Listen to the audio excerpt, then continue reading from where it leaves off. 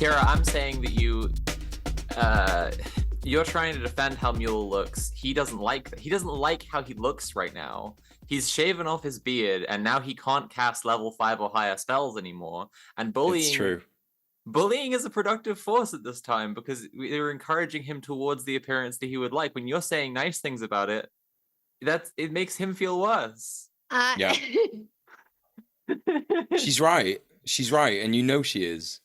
Well, yeah, I guess I didn't realize that how this oppositional defiance works. If I'm nice to you about your shaved off beard, does that mean That's that a I'm good being point. mean to you or something? Like, how does this opposite day stuff work? Whereas if I say you look like One Punch Man, that's just helping.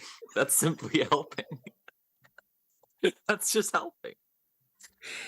Well, at least you didn't say Michael Walker, which I kept my glasses on for the benefit of the people who are watching the stream rather than listening. I'm sorry, listeners. I think you look very sweet, and you very much look like my little peanut.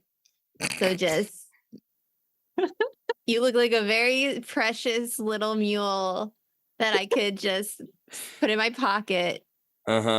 And just smush in my pocket a little bit just to keep me safe. Smush it in the pocket? Like Yeah. what? Like a peanut butter bar or something? Like Yeah, you get a little smush in my pocket. That's how I feel about you.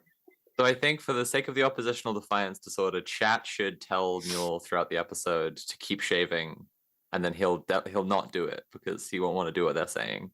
And everyone else who has their best roasts for Mule's appearance should email Conrad at the producer email, and then he can pass them along. Please do. Please do. It's Red Planet and the vibes are poor. Hello, everyone. Hi, everybody. Mule has no beard. Yeah, that was the whole bit. Yeah. Yeah. It's That's gone. what's going on. Moment of silence. No. For a fallen comrade. It is genuinely a fallen comrade. I feel disgusting. Well, then maybe in the future, are you going to do this in the future? No. What? What do you mean? Do it in the future? No, I'm growing it back immediately. Yeah, it's disgusting.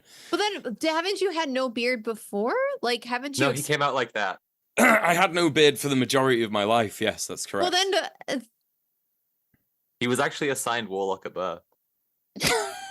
All right, hi everyone. Sorry to bring it back to Mule's lack of beard. Okay, Kira, what was the most base thing you did this week?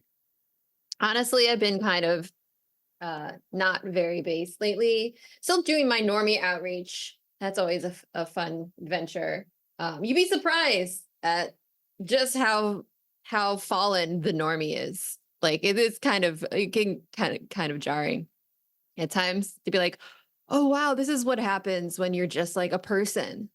That you don't have the like extremely intense like connection online to like different communities, and you're always like reading and this and that. When you're just a person who just wakes up, goes to work, goes to shops, what have you, turns on Netflix and then goes to sleep, just the absolute devoid of like the state of the normie. It's just a little bit jarring, but I'm trying to do my part.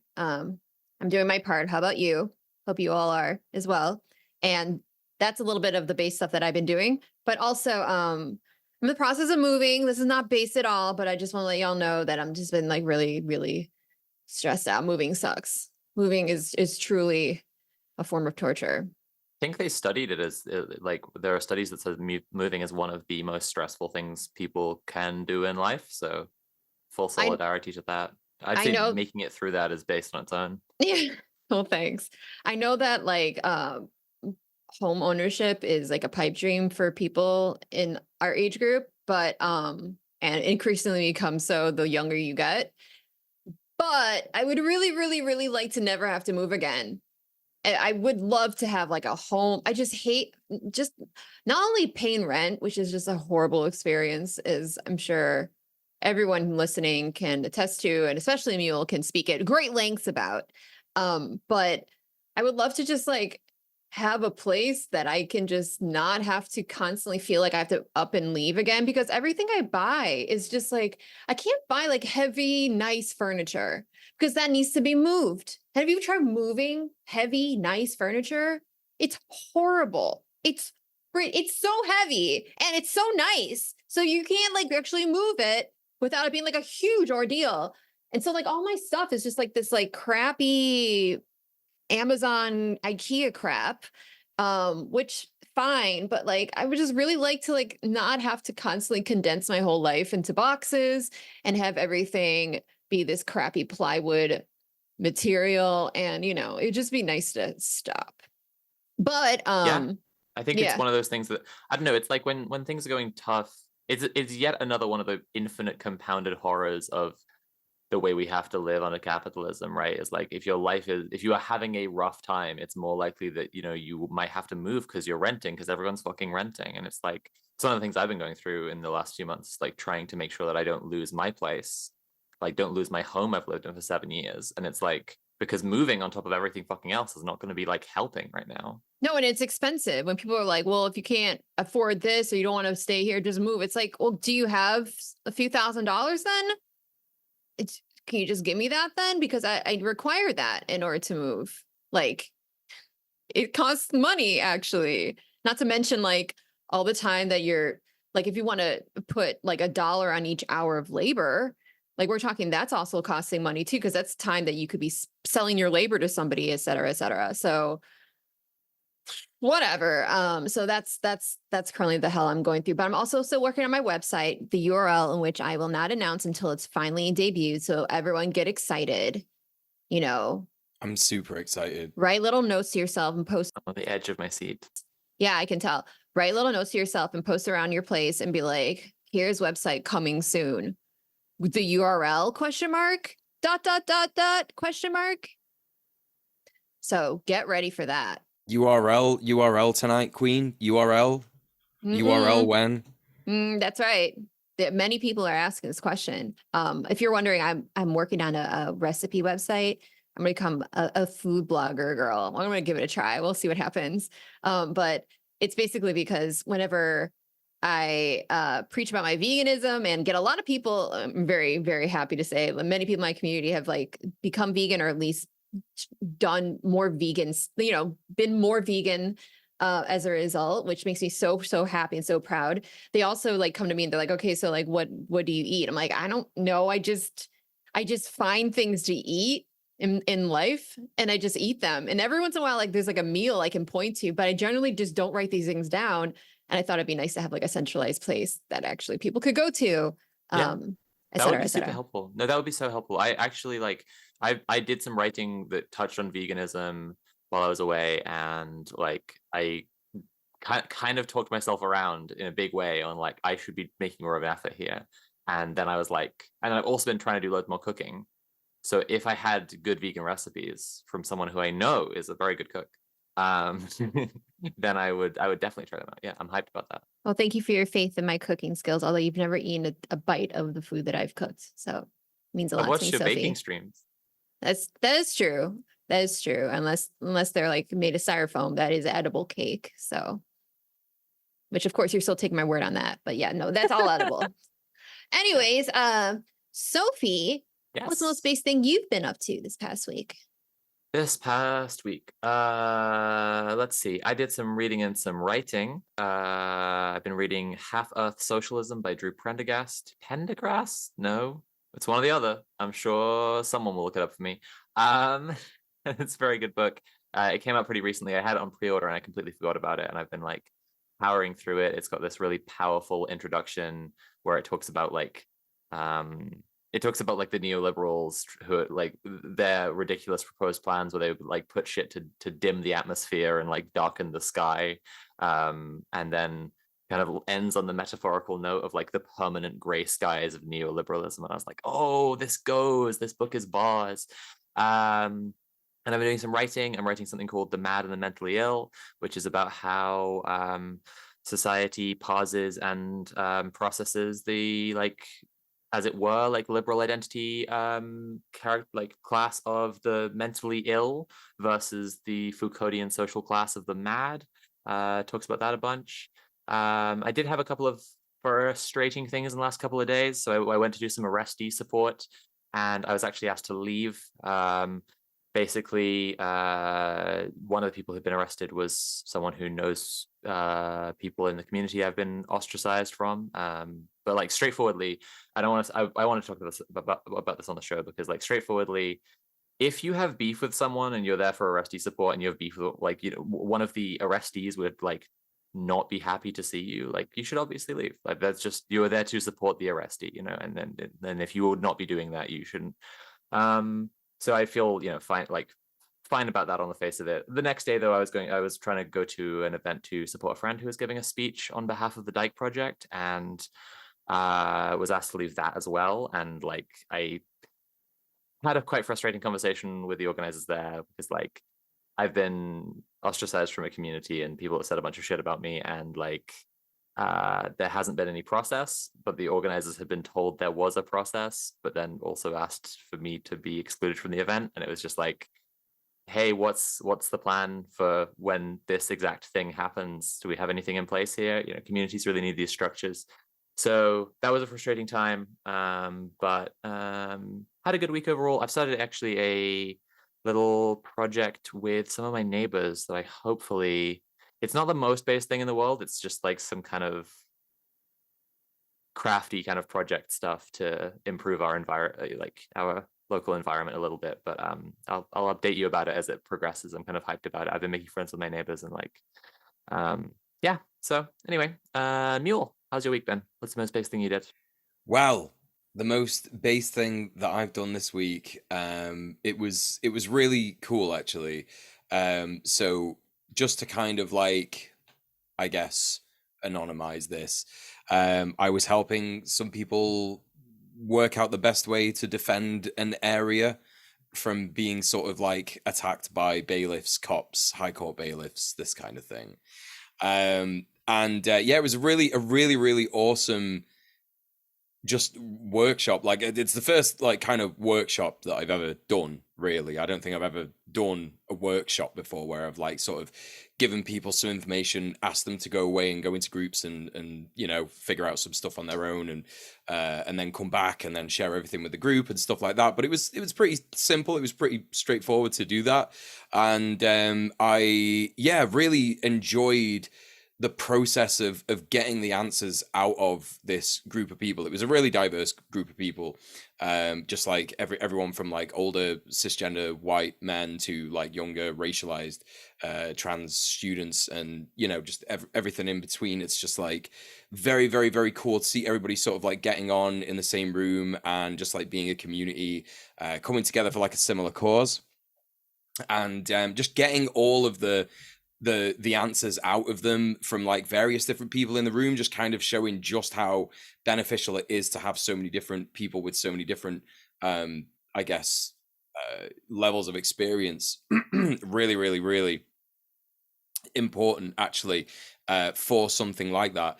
To sort of give you an idea of what we were talking about, it was kind of like how to prevent a kettle from forming, how to stop getting kettled, what to do if you do get kettled and you can't escape from it, what to do in order to like sort of defend a space from potential eviction. Like, you know, I use the phrase a lot of the time, think of it like it is a medieval siege, because I was extrapolating the kind of information that I use when I'm doing actual eviction resistances for residential houses, and using that, applying that to like a bigger area kind of thing. And you do kind of have to have it in your mind that is what's happening. You're in the contemporary version of a medieval siege.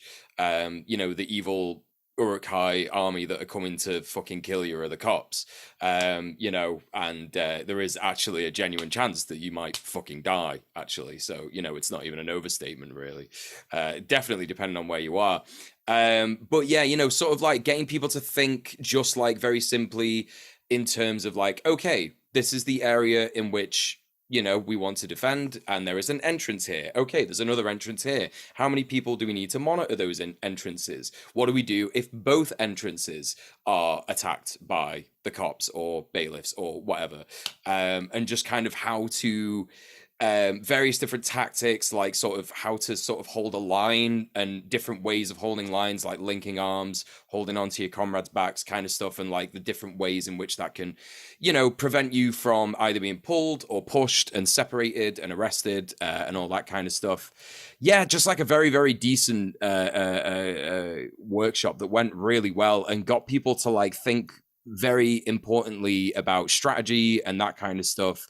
And ultimately structure, because I think a lot of the times when people are in like a single issue space, a lot of the time structures are the last thing that are on people's minds.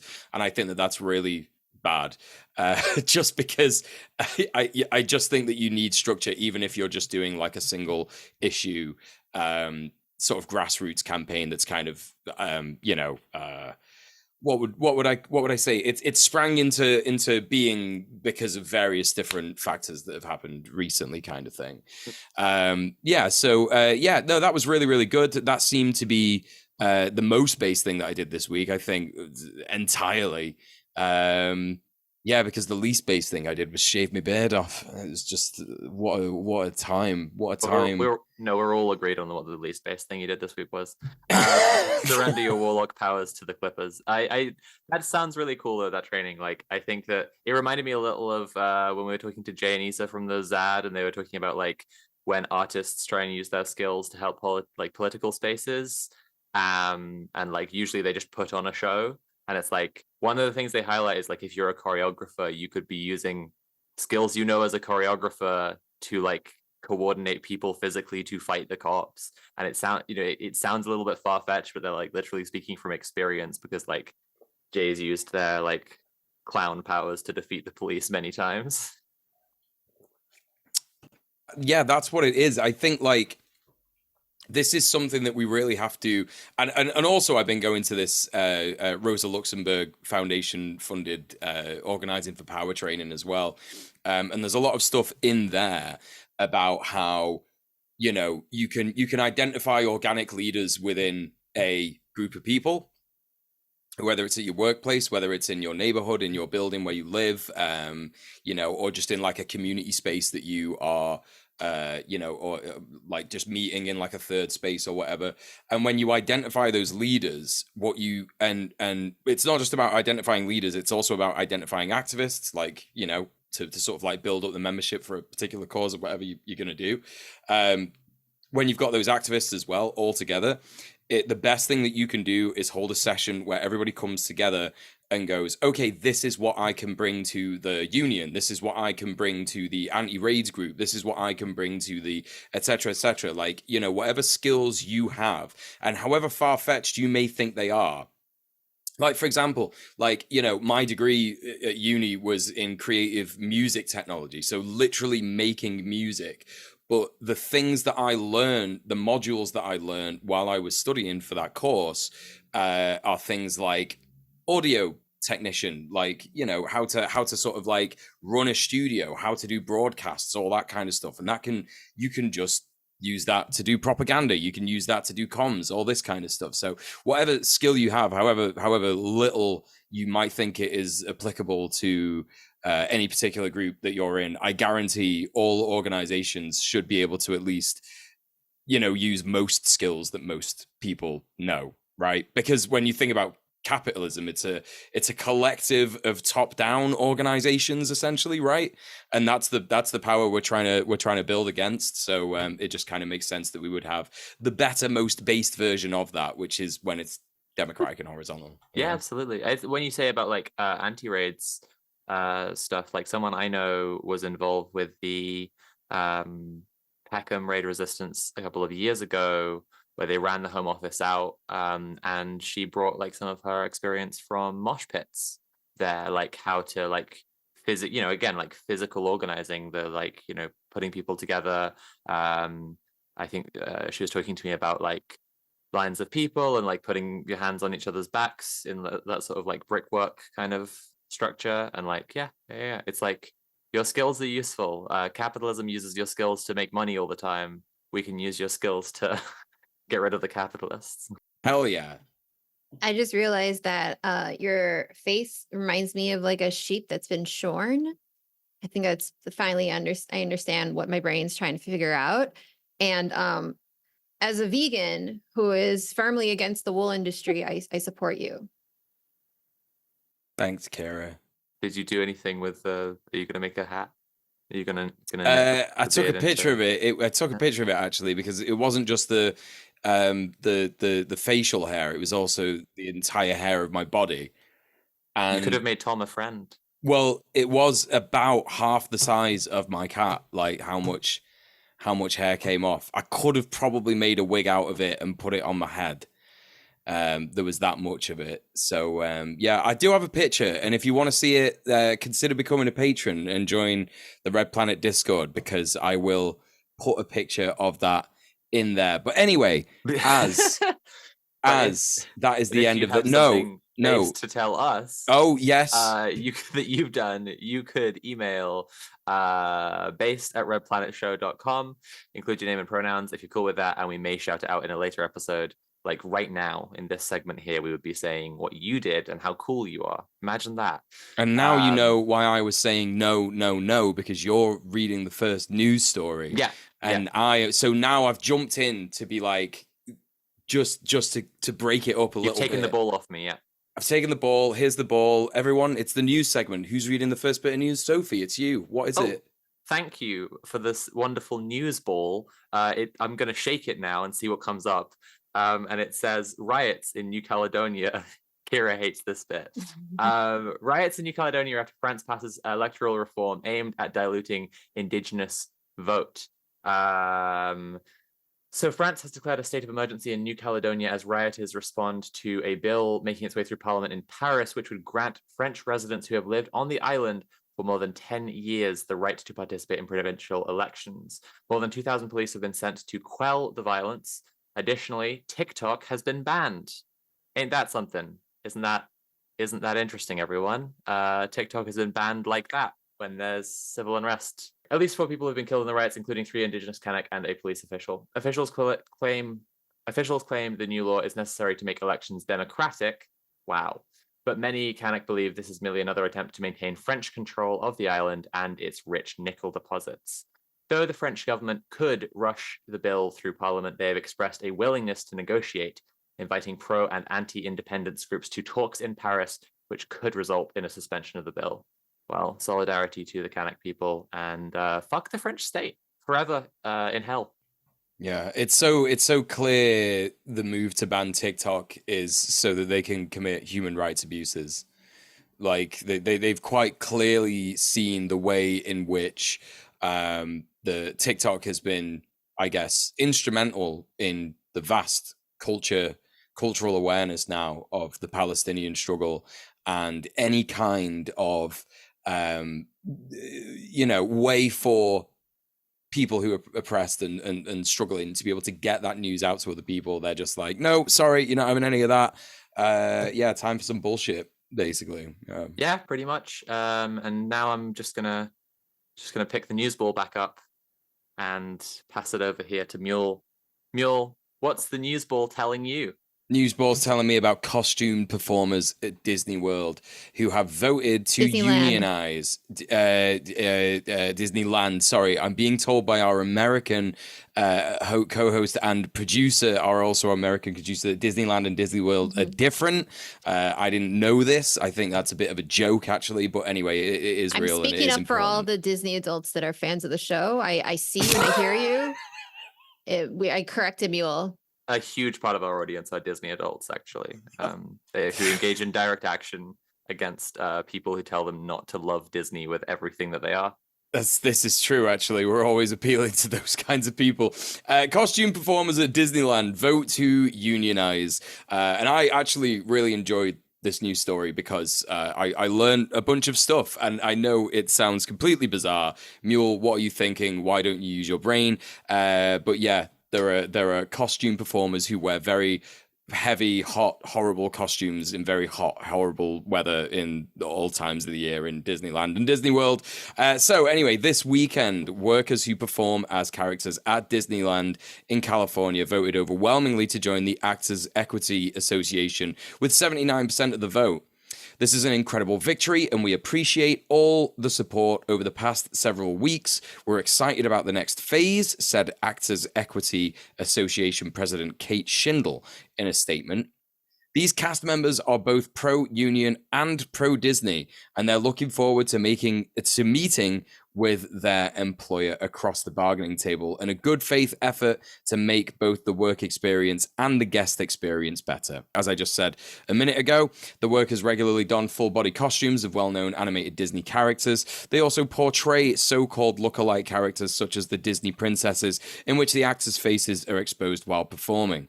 Organizers said prior to the election that a top priority was creating a healthier and safer working environment for these workers who often endure injury and discomfort due to the physical nature of their jobs. And just a little extra addition by me, I genuinely could not think of anything worse than working all day in one of those suits just outside. You know, when you talk to furries, they talk to you about like having inbuilt air conditioners in their fursuits, and it's like, if these fuckers don't have these, if these fuckers don't have these, and they're doing actual like professional work, then I think they need to learn something from the furry community, honestly. Many do. The Disneyland Resort employees in the Characters and Parades department now join their counterparts in Walt Disney World in Florida in being part of a union. Most of the rest of the Disneyland Resort workforce, including custodians, ride operators, and merchandise clerks, among others, are already unionized. The organizing effort comes as the Walt Disney Company plans to invest $60 billion over 10 years into its, quote, experiences division, which includes the theme parks, resorts, cruise line, and merchandise. That division has proved to be a cash cow for the company. Last year, it brought in about 70% of Disney's operating income. So it completely is reasonable for those workers to expect, at the very least, better protections, and maybe in the future a bit more money, because Disney make a heinous amount of money, don't they? When you think about all the different companies in the world, like if you're going to radicalize someone to unionize, I think a Disney worker would be one of the easiest, because everybody knows exactly how much Bob Iger makes, right? But speaking of unionizing, more union news, Kira, tell us a little bit about what's going on in Alabama. I will, and thank you for not passing me the ball.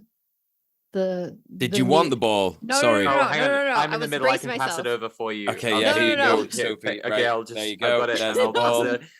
There it You got is. the ball. You got the news ball now. There you go. Sorry give it about a shake, that. and let's see what I was the trying news to ball has for you. Thank you for not giving me the news ball. I'm sorry about that. I forgot to give it to you. Because, yeah, thanks for the news ball. So Mercedes-Benz workers have rejected the vote to join United Auto Workers Union. So U.S. workers at a Mercedes-Benz plant in Alabama refused to unionize with the United Auto Workers, or the UAW, on Friday, rejecting the union in a vote it had expected would build on a win at a Tennessee Volkswagen plant and push it deeper into the U.S. South. This marks the first loss for UAW organizers after a series of victories, including double-digit raises for Detroit workers and the union's expansion to a VW factory in Chattanooga last month. UAW are also in the midst of a $40 million campaign targeting other automakers, including Toyota and Tesla. Quote, "It was clearly damaging to the union and other organizing attempts near term, but it is the beginning, not the end," quote, said Harley Shaken, a labor professor at the University of California, Berkeley. He blamed worker unfamiliarity with the union and pushback from Mercedes for the loss. UAW President Shawn Fain says, "While this loss stings, we'll keep our heads up. I'm not scared at all." He said when asked about losing momentum, he said, "This is a setback." At Red Planet, we think it's pertinent to remind people that unionizing and organizing is a long-term commitment. And when engaging in the class war, it's already good to remember that these are battles, not decisive victories. The mainstream press always likes to play that game, but we must continue to fight for workers, to fight for workers' rights regardless. The struggle is ongoing. The fight won't end until we're all free. So solidarity to the UAW and their continued efforts to unionize auto workers. Sophie, Yes, Kira. I would like to ask you something. Yes. You're trying to think of a bit that doesn't involve the news ball right now, and you're trying to find a You way know to what? ask me about Fine. Iran without the Fine. news ball. Yeah. Fine. Hold on. Fine. Yeah. Here we go. Here's the news ball. Thank you. Oh, it got Sophie, heavier. Wow. Yeah, You loaded up with more news. I sure did. Could you tell me about what's going on in Iran? So Yes, I'll do that now. So in Iran, a helicopter carrying Iran's president Ibrahim Raisi has suffered a quote hard landing in Iran's East Azerbaijan province, according to Iranian state media. Traveling with Ibrahim Raisi were Iran's foreign minister Hossein Amir Abdullahian, Iran's East Azerbaijan province governor Malik Ramati, and Ayatollah Muhammad Ali Aleh Hashem, the representative of Iran's supreme leader Ali Khamenei, to East Azerbaijan. Adverse weather conditions, including heavy fog, are hampering rescue efforts, and the helicopter is still missing. The president has been declared missing by the Iranian state. The U.S. State Department have said they are aware of reports of the helicopter going down somewhere between Tabriz and Tehran, the Iranian capital, but beyond this, they have not provided comment. No actors have yet been implicated in the cause of the crash. We'd like to comment that it's sure odd how so many Iranian officials have died or have otherwise been injured lately. It sure is. But Mule, do you wanna? Oh, sorry. I loaded it with so much news now. There you go. Thank you for giving me. Is there anything in Germany in the ball for you? Thanks very much. Let's have a look at all these heavy loads of news in this ball. Yes, there is. There is one load of news about letzte Generation protesters, which is German for last generation. Protesters in Germany were arrested after an airport action. So, 8 arrests were made at Munich airport on May the 18th after a group of activists breached security and glued themselves to crucial pathways leading to the airport runways. The activists were from the climate group Letzte Generation, Last Generation, which attempts to use direct action to raise awareness of the climate emergency. Letzte Generation quoted one of the arrested actionists in a Twitter post saying, quote, "The airline industry must be shut down. The government can no longer shift its responsibility away from itself and onto the consumption decisions of individuals," says Regina Stefan, who took part in the protest. The action led to 60 cancelled flights, although the airport successfully reopened after a couple of hours. I think it'd probably be good to have a little bit of a mini discussion here just about how the media likes to paint the way in which protests go results in a lot of arrests, right? And it's very scary to read that if you're someone who has kind of been, you know, that normie that Kira was talking about, that normie that Kira mentions every week when she's talking about her normie outreach, in that, like, you know, you're just a cog in the machine at this point. You enjoy thinking about what you're going to be watching on Netflix that evening. You just work your job. You hopefully keep your head down. You want to get married and have kids, whatever, right? That's kind of like the normie. So if you're on the edge of that seat going like, actually, I think there's something more to this life. And I think this climate stuff is really, I think that this is really important. And it is the one thing that's making me understand that the leaders of this world actually don't have our best. Well, it leads into all the other things. If you are a normie, right, it's not still finished. I'm sorry. Okay. Like when you're on the edge of that seat and you look at this and you think, oh, I really think I might want to get involved with this cause, and then you see the news, oh my God, everyone gets arrested. I'm going to go to jail forever. This is terrible. But actually, the reality is that a lot of these arrests, they just get released, right? Without charge, especially if you know your rights. Sophie, the news ball is now yours. I was just gonna say that when you're talking about the normie and like they wanna own a home, they want to have kids, all this stuff, it's like, last generation's called last generation for a reason. Like, a lot of people feel they can't have kids because of what's happening with the climate, don't have those things that they've been promised to look forward to. That's something that David Graeber says about revolutions, is that they happen when people have been promised something and then aren't going to get it, rather than just because things are generally unfair, because things are unfair for some class in society absolutely all the time, right?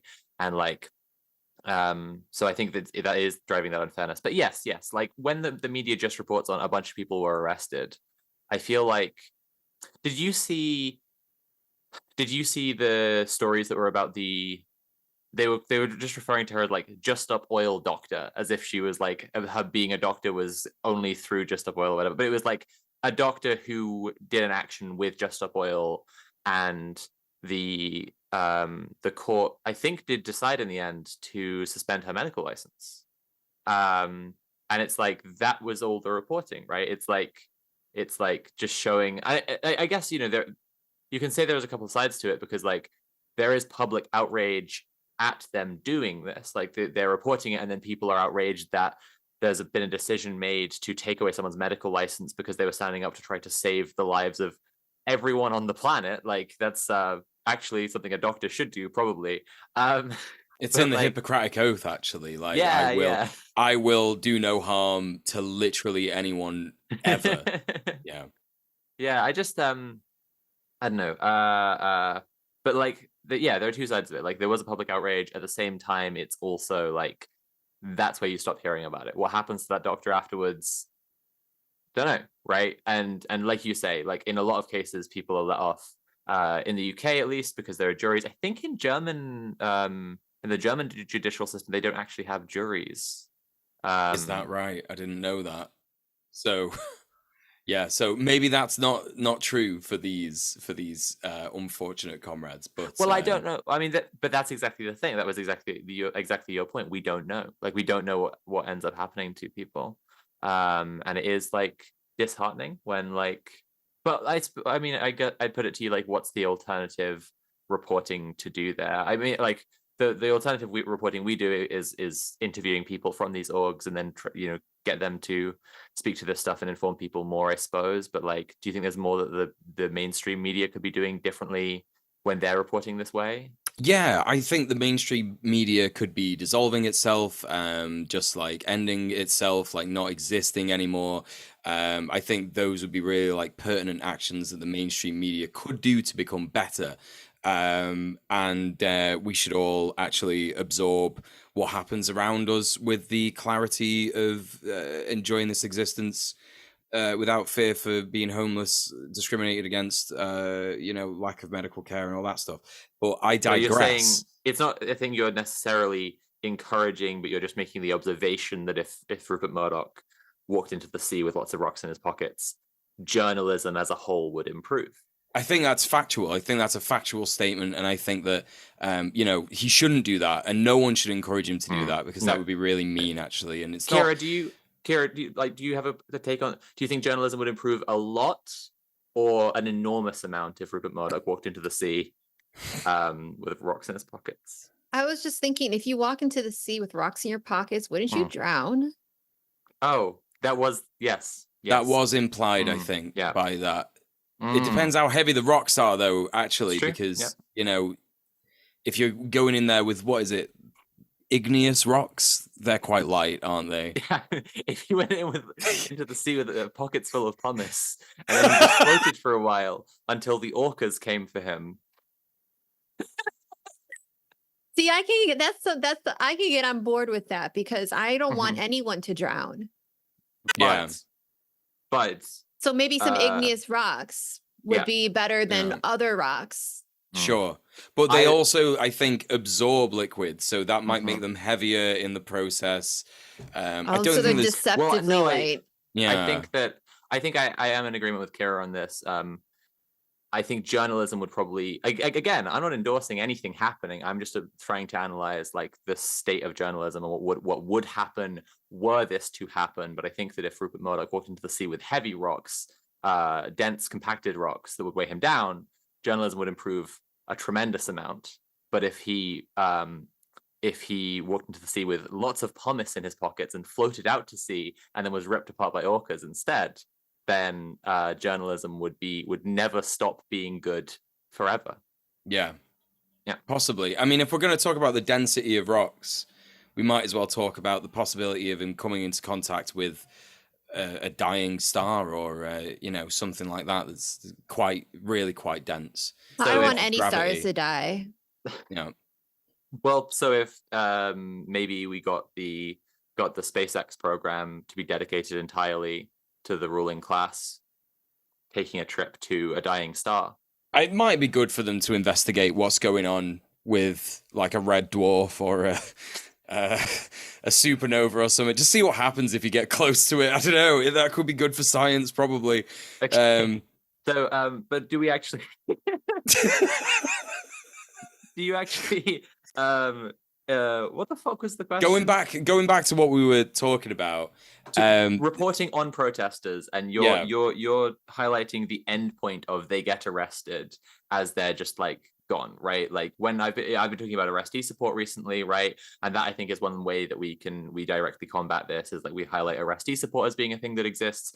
We've shouted out GBC, the Green and Black Cross, which is a legal activist framework that helps people through arrestee support and gets people solicitors and stuff. On the show a bunch of times, and like that helps people to understand that like getting arrested is not the end point, and like we end up also talking to a lot of people who have been arrested. I think that awareness is really key. Yeah. Yeah, and I think that if we're going to be real about it, the state doesn't just weaponize actual violence. It doesn't just weaponize the law. It doesn't just weaponize the police. It weaponizes fear. Like fear is the mind killer. Like I'll never forget when we spoke to Fraser from the University of Manchester, occupying the Simon building, and it was really funny just how kind of blatant he was about how he now understood interacting with the system and in what way actually you can just do things that break the rules in society, especially the rules that protect wealthy individuals and the ruling class and stuff like that. It is just actually like a state of mind. We at Red Planet would never encourage anyone to break any rules ever, by the way, but it is going to happen, isn't it? The more and more the ruling class decide to be bastards. Again, the David Graeber line is direct action is living like you're already free. And I just think that's like, it really is a state of mind. Like the way that you cross it over into just like, oh, I'm just like, I mean, anarchists use the like term of like free association, right? Like people interacting on their own terms and agreeing what the terms of their interaction are. And it's like, yeah, like when you get past the rulesy mindset, must follow the rules, and into just like what is actually necessary and what's a bunch of arbitrary bollocks that the state and society is getting you to do. There's a great anecdote in James C. Scott's book, Seeing Like a State, about this, or it might be in Against the Grain, where he talks about going super hard into the out of the rulesy mindset and then realizing that you have to actually determine for yourself. You can't just be like, fuck all the rules. You have to then figure out what is necessary and what is worthwhile. He was talking about doing what he called anarchist calisthenics, just like little daily exercise of my anarchist principles by like, just seeing where he thought a rule was bullshit and then breaking the rule. And he was going for a walk with an old communist friend of his, who's this like ancient German Maoist professor. And he had been like crossing at this red light every time that he got there as part of his anarchist calisthenics. And the communist stopped him and was like, "What are you doing?" And I mean, to be fair, the guy was a communist, not an anarchist. But like, he was like, "What are you doing?" And he was like, "There's no traffic. I'm just going to walk across the road now. I'm just going to jaywalk. It's like And the guy said, "There's kids who use this crossing, and you will be setting the example for them that they should just run in the street, and that's actually not like a good example to set to kids. And he was like, oh right, I have to actually like find my own rules. It's not just no rules, right? There is bedtime. Unfortunately, this is something that you have to. Anti-bedtime action is the most effective, the most essential struggle there is for the working class. I think one small note this week on the situation on Palestine that we have. We just wanted to remind you that Israel has officially murdered at least 35,960 Palestinians, half of which are children. And we must not forget that it is quite possibly the most urgent struggle that is happening right now. Do everything that you can. Do everything that you can within the law to help the liberation of Palestinians. So yeah, I think that's really important to remind people of that. But Sophie, it is also imperative that we remind people what you were about to mention as well. Well, now I feel like a jackass reminding people about the Patreon after the Palestine update, but that was the plug I was doing. Just a brief reminder that we have a Patreon where we have pledges, like pledge levels, but we'll talk about those at the end. It is the show we do, Red Planet, is entirely funded by the direct support of our viewers and podcast listeners, and that's at patreon.com/red_planet. So we'll tell you more about that later. But for now, Kira, do you want to tell us about the main topic today? Sure, I'd be happy to. So sex workers are one of the most vulnerable and stigmatized groups in society, and a group that the left still regularly ignores and lets down. Sex workers are usually women and other gendered minorities, frequently racialized, often trans, and definitionally working class, but leftist analysis leaves them behind again and again, while liberal attempts to protect them ignore their voices, cast them as victims being manipulated by patriarchy who need to be treated paternalistically by the state for their own protection. All of that to say, it is incredibly heartening to see that in recent years, more and more communities of sex workers have been organizing together to advocate for their rights and safety. Our guest today is V from the Sex Worker Advocacy and Resistance Movement, SWRM, who in their own words, quote, work to build a diverse and inclusive community of sex workers who work together to improve our working conditions and resist violence. So welcome to the show, V, and thanks for being here. Should I just tell you a bit about myself and then tell you a bit about my relationship? If you want to, absolutely, yeah. So SWRM have been going since about 2009, and we are a collection of sex workers and sex worker allies. I got involved with SWRM in about 2014. So I had started sex working in about 2009, but because of the way that criminalization and stigma is in the UK, I worked in sort of quite lonely isolation for most of that. I didn't know any other sex workers.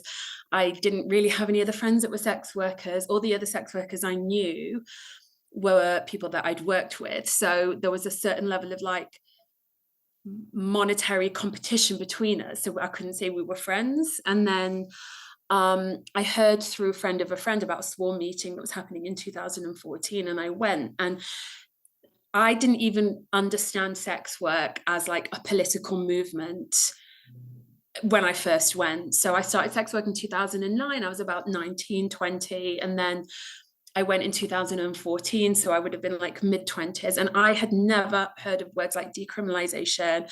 I didn't even know what it meant. All I knew was that, oh my God, I get to meet other sex workers and be friends with them, because I hadn't had that. I'd been like quite desperately lonely in my work for so many years. And then through going to SWRM meetings and like making friends and getting involved, and sort of my political identity was kind of formed. And then after years of going through, after working with SWRM, and then I also got involved with the English Collective of Prostitutes, who are a different but kind of similarly political movement in the UK. That's when after a few years of that, I was granted an opportunity to go back to university, and I went and I did my PhD, which was about sex work and intimate partner abuse, but it was very much from like a scholar activist approach, and it was very much informed by all the years. I mean, it's now coming up for 10 years of activism. So that's kind of my relationship with Swarm, and Swarm are very much a collective. We speak collectively. I mean, I'm here as V, but I'm here as V from Swarm. But one of the beautiful things about Swarm is that nobody ever has to talk about how they sex work, how long they've sex worked, if they are currently sex work. Like, it's kind of, we keep things quite vague in terms of the particularities, which on the one hand means that you can speak without being identified as a sex worker, which I think is a really beautiful thing. So yeah, I hope that makes sense. I hope that sort of that makes crystal clear. Absolutely. Yeah, I think that's a huge bonus of the group, is like like if people need to talk about that, it's obviously, as Kira was just saying in the introduction, like such a stigmatized class in society, and so like it's really hard for people if they like can't, which is frequently the case, like identify themselves as a sex worker, as doing sex work. Understood that you're speaking on behalf of the collective. You're not the queen bee, just part of the Swarm. No, but I will, probably in this interview we'll be talking about my own personal experience, but I do try to make it clear when I'm talking about myself, V, and the politics of Swarm as well, because there is an overlap, but obviously, we're not all the same person. We will have very different experiences as well. So with regards to the membership in Swarm, what you were telling me is that people do keep it quite vague, their involvement with sex work.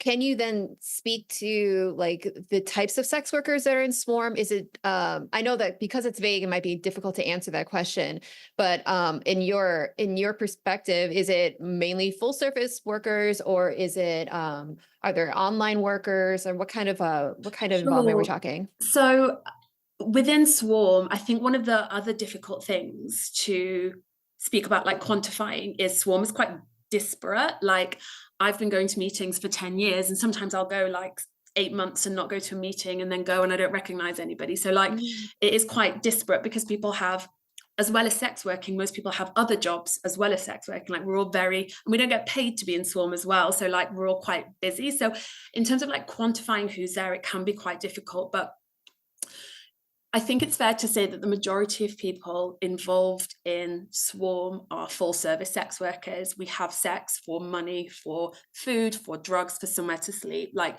we have full service sex as a transactional occupation. There are webcam performers, there are strippers. England and Wales has the Strippers Union as well, and like the East London Strippers Collective. We don't really see a lot of what I would think of as like kink or fetish workers. In the UK, those workers, whilst under the rubric of sex work, tend not to be so politically active, tend not to be so politically engaged. And there's lots of reasons for that. But within Swarm, it does tend to be people that have or are full service sex workers. And what I've seen as well, because I'm in my mid-30s, which is not old, but it's old for sex work, is a lot of the older workers will have like a few, you work in very different ways when you get older, I think, than when you're 19, 20. You kind of work and operate in different ways depending on your class status, which is also something else I've seen in Swarm, is like a lot of the makeup of Swarm tends to be middle class, university educated people who identify as women. That is a huge makeup of sex work activism in the UK, even though that is not representative of the people who work in the sex industry at large. That is who is usually represented in sex work activism. And I think part of that is because we, and as I speak as someone that's university educated and identifies as a woman, we have capacity, we have time, we have the financial ability to kind of do this unpaid labor. So while it's not fair and it's not representative, that is who is often in the makeup. Not always, obviously, but the majority of the makeup of sex work activism in the UK is dominated by that kind of classed group, if that makes sense. Yeah, well, I mean, that's a classic issue with every minoritized community, I think, is like the people who have the capacity and who have the time right? But Swarm does a bit to counteract that with the Swarm suppers. Yeah, Is that absolutely. right? And the Like, Swarm Hardship Fund. Yeah, absolutely. Yeah, it's not that they're not welcome. no, of course not. I mean, yeah. Could you speak to that, like, kind of moves to make things more accessible to people who, yeah. And that's something that I have seen happen in Swarm over the past like 3 to 5 years, especially like during the pandemic when we set up the Hardship Fund. A real move to kind of, and I think sometimes people see sex work activism as this like highbrow political space where we're all talking about marks, and that simply isn't the case. It's most of us are just there in pajamas showing each other cat pictures and just like talking about how tired we are. Like, but there is this idea, I think people will see Twitter or they'll see Instagram and they'll see what they think activism is, and they don't want to get involved because they think that's what Swarm is and that's what Swarm are. And there has been a real, I mean, I've never seen that in a meeting. And sorry, just to clarify there, you mean that other sex workers see Swarm that, like, see that as being what activism is like, and then they assume Swarm will be like yeah, that. sure. Yeah, that's what I mean. Yeah, and I've been at some meetings where people feel intimidated to speak up as if their voice won't be counted because it's not backed up by theory, and that simply isn't the case. I mean, I think that there's a certain, and that's Swarm's fault for allowing that idea to perpetuate, which is one of the reasons why the Swarm Suppers exists. It's also, but to try and make it more kind of wide. But also, I guess the other thing is, in the UK, less than 4% of sex workers are outdoor street-based sex workers. Like, most sex workers are indoors. And it's really hard to get numbers of who is representative of being a sex worker because of the law, because of the stigma.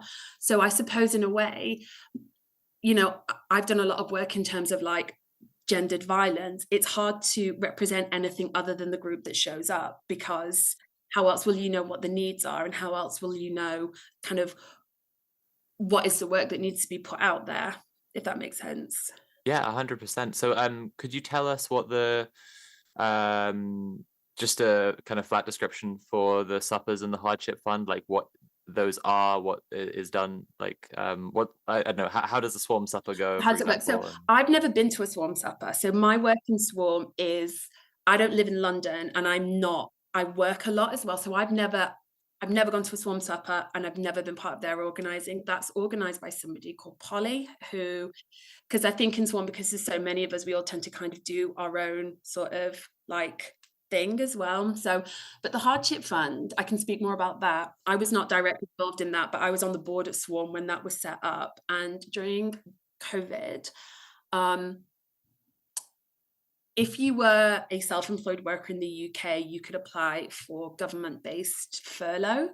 Most sex workers in the UK do not pay tax. They don't want people to know that they work. They don't know that they have to pay taxes, kind of all of this sort of discourse around it. And so Swarm set up a charity where the idea was a mutual aid. So it was not, I say charity, I shouldn't have said that. It was a mutual aid whereby people with excess income could donate, and that money would go directly to sex workers with less income. And it was a one-off payment of £200, and it was no questions asked. There were no conditions. You could call up and the money was there. So there was a huge amount of what's the word, like, sorry, I live on a main road. There was a huge drive to get donations in from people who is said to profit off sex workers, so academics, journalists, and kind of people who sex work activists would say, you have earned a very comfortable living off this, now it's your time to give some money back. And then that money was directly put into the hands of sex workers with no questions asked. And the people who set it up and ran it wrote a report literally called How We Set Up and Ran a Mutual Aid Project. Because again, I wasn't involved in that, and I don't want to take any credit for it. That was the hard work of a bunch of other people. I was just on the board when it happened. So I don't want to take credit for that. So my work in Swarm has always been slightly more behind the scenes. So I've written designs, and I've written help guides, and I wrote a thing on how to stay safe from domestic abuse during lockdown if you are part of a criminalised or marginalised community, and therefore calling the police is not an option. And then that was published on the Swarm website as well. Yeah, well, I was actually curious about the writing because you said earlier that Swarm is a collective, speaks as a collective, and then obviously I've been reading to prepare for this some of the articles on the website. So the writing that Swarm puts out, is that felt as like approved by everyone in the collective? Is that like because I see that people's names assigned to it sometimes pseudonymously, but like that's still Yeah, so it is. The piece that I wrote with Emily Kenway and Addie, that was originally pitched to a bunch of other places, and then it was rejected, and then I asked Swarm if we could publish it. So it does get signed off by multiple people within Swarm before it gets signed. The idea behind it is that that is in the ethos of Swarm, and I wrote that under my like academic hat as well, which I kind of, because I also felt, and I stand by the decision that if you can have the academic credos when you're writing a paper that is critiquing another academic paper, you're probably going to get it read as an academic than as an uppity Mardy prostitute. So that was why we all had our real working names on there, and it was published on the website. But it was all the work on there is not just whoever emails the web designer, it's all signed off collectively as the board, who are elected by people in Swarm who speak with the collective voice. Yeah. Another thought I had was when you were describing your experience of finding Swarm, like that kind of mindset you were in, that you were in competition with other sex workers, and then like the excitement that you found in finding community and being able to actually have other friends who are sex workers, like that must have been like huge. Just like I don't know, like the stuff that's inaccessible to someone who's starting to do sex work, who like doesn't even know like where to advertise, or like how to write their stuff, or like how, anything whatsoever, let alone just like the really like emotionally important stuff, like just being able to like say 10,000 times a day like, I fucking hate men. Like, like that. Yeah, can you speak more to like kind of the I guess like coming to community element of that when you found Swarm? Sure. I mean, for me, I remember so clearly the first meeting I went to, and it was like quite a big event that they put on, and it was an event of like workshops and talks, and it's really hard to explain how it felt walking into a room with like a few dozen people there who had all been sex workers. And I think I remember feeling very intimidated. I was so unpolitical. I didn't know anything, and I'm not embarrassed by that. Why would I? Like, why would I know what decriminalization meant? It's not like anyone was ever going to tell me. No. But like, there was something really amazing about being in a room with people, and we could talk about, wanting to be intimate with partners, and yet having to be able to manage this emotional labor of sex work being both work and sex, and both not work and not sex, and how to manage that with partners, or like how to talk about a bad day, even though a bad day isn't rape or abuse, which is what some people might think a bad day is at sex work, and how to talk about money, and in this way that doesn't rub it in the faces of people that aren't earning money, and like, because our relationships to money and work are all different. And again, I'm a white woman, I'm English, I speak the language, I'm able-bodied. That is a very particular privileged kind of way of identifying in that space. So it was always about how to step back and make space for other people that wanted to talk about their experiences that are not represented in that kind of very tiny room. It felt really nice to be in a room with other sex workers and not feel that we were all eyeing each other up as competition, because the only other time I'd ever seen other sex workers was when I was at work trying to make a living.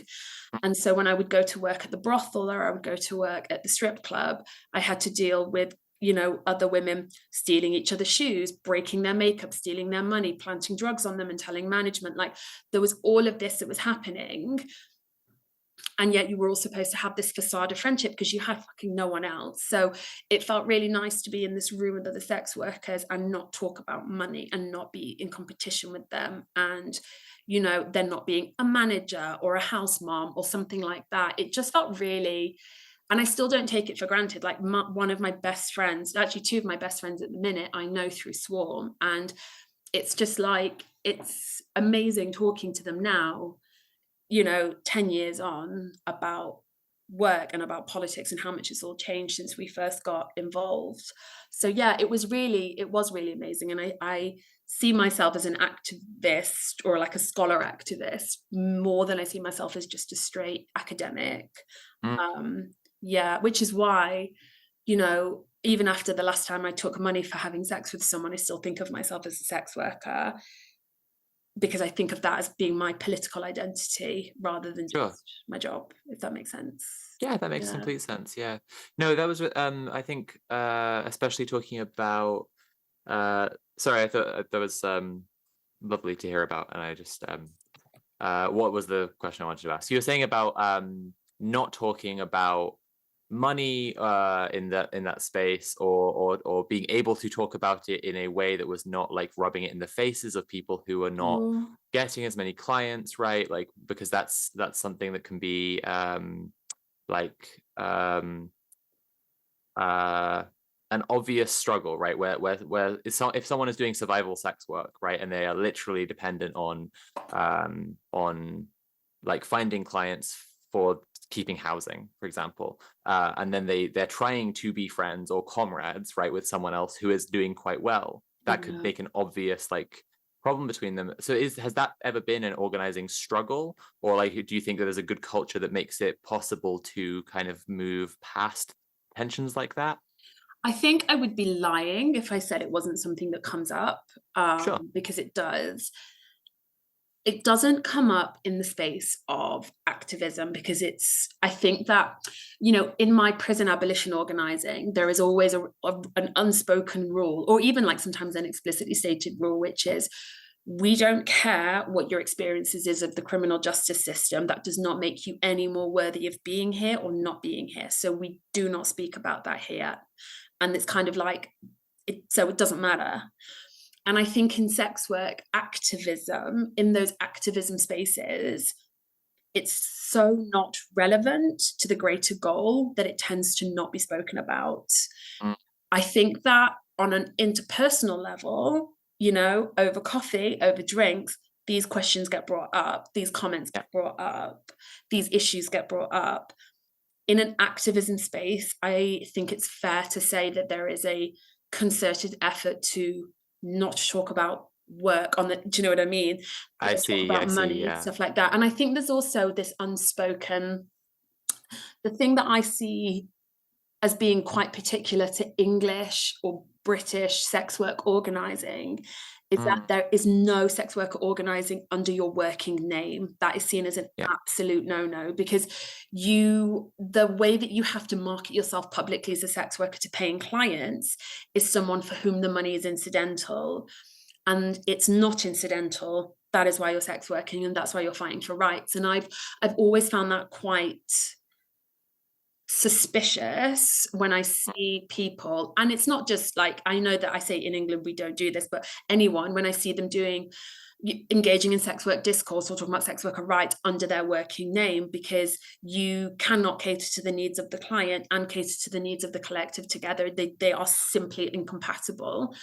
Right. And I think that's why talking about earnings and money and brandings on that level and starting to compare yourself is unwelcome in sex worker spaces. It kind of defeats the point.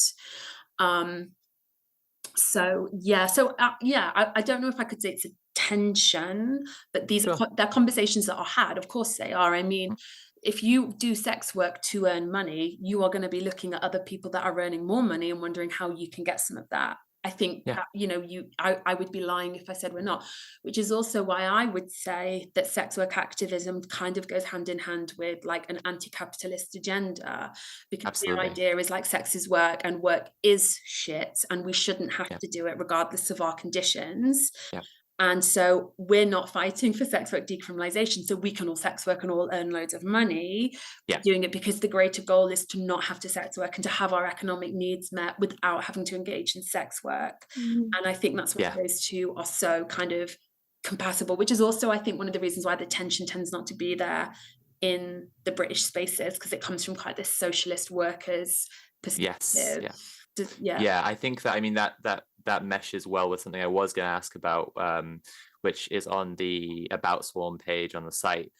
which the header says, I'll just read from the site for a second, which says, we stand up for our right to speak for ourselves. We are not, quote, pro-sex work or, quote, sex industry advocates, and we reject the simplistic portrayals of those who would cast us so. We are intensely aware that for many people, the entrance point into sex work is one of exclusion or desperation. Why wouldn't we be aware of that?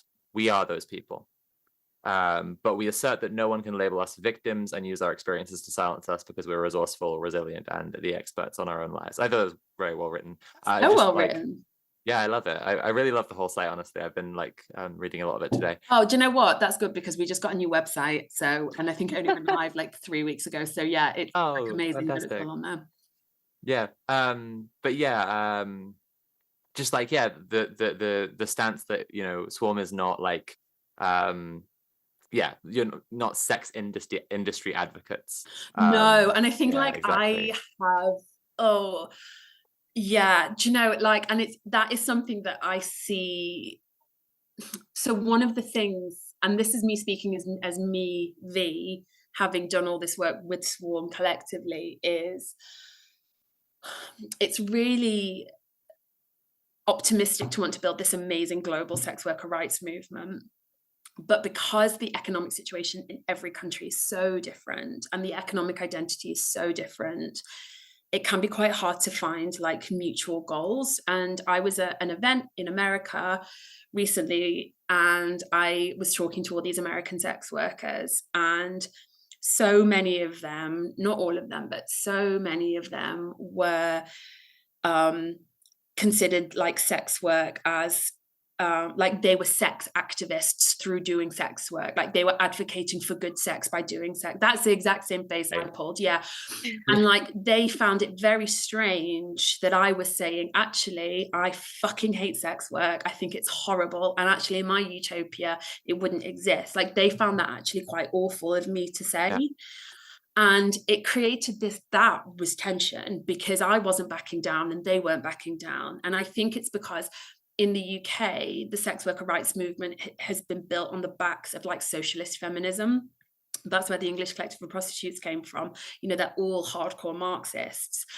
And whereas I think in some other places, sex work activism is built on the backs of this like libertarian, neoliberal, I have a right to earn money and I have a right to what I want with my body and I can use my body to earn loads of money in this economy. And that's kind of where they're coming from, which is not wrong, but it's at odds with certain other agendas within sex work activism. And so I was at a conference and I was talking to these people and I was like, they kind of exemplified what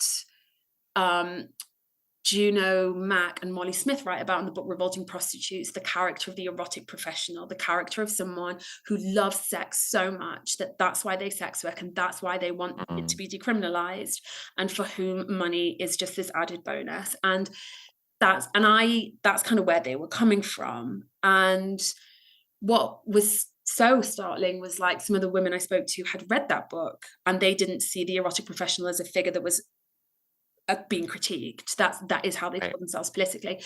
But that was where I saw tension because, you know, America is this like capitalist wet dream, and they are exemplified in the body of the sex worker. They are self-serving, they are self-actualizing, they are individual workers because there is no collective. They actually do embody that neoliberal ideal for economic, what's the word, like economic, success. That is what sex workers are, which is why it's always been quite surprising that they're then dismissed as these sex objects. But actually, it does make sense that that's where they are politically, because if neoliberalism is all about, you know, fuck society, you work for yourself, you work hard, you deserve it. Sex workers are just like these perfect neoliberal citizens, right? But they're also not. And it's that kind of nexus that I find quite interesting. But also that is where the tension lies, more so than within the room in England talking about money. Does that make sense? Yes. Oh, 100%. Yeah. I mean, I think, you know, when you're talking about in your utopia where the sex work would exist, it's like, well, an easy one, right, is like if your utopia is one where money doesn't exist, then no one will ever have sex for money. By definition, that's an easy one, right? But yeah, I definitely see people go different ways. It's an interesting thing. I've also, I think, talked to people who feel like they are I've forgotten the exact wording you used, the erotic professional. And they kind of identify with that and think that that's like not being critiqued. But I don't know. Personally, I don't know if I'm think they are like mistaken on that or not. But I don't know if like when people do identify with that, but it's like when you're asking those utopian questions, it's like, well, if your utopia, for example, is one where there's a big like state control of everything, and then you say that sex would exist, then you're describing situations where like there is state control of sex work, and then and that's a thing that has existed, which is another thing that people, I think, aren't super aware of. And when you read about the history of sex work, like there have been like state-run brothels, so many instances of it, and that's not and sex work existed before capitalism as well. Yes, absolutely. I think the thing I want to point out is people who identify or are politically identified with the erotic professional, I don't think they're wrong. I don't think that they are, I don't think they're wrong in the same way I don't think someone with a different political opinion to me is wrong. Sure. I think they misread the book. Yes, yeah, I agree with you. But I don't think they're wrong, because we do live in a world where, women are taught that, or people who identify as women or present as women are taught that they are there to exist for particular things in particular ways. Earning lots of money makes you a good citizen and a good person, regardless. Do you know what I mean? So yeah, I don't think they're wrong. I think that, we're all products of our society, but I do think they misread the book. I think that's fair. Yeah, I'm with you on the same page there for sure.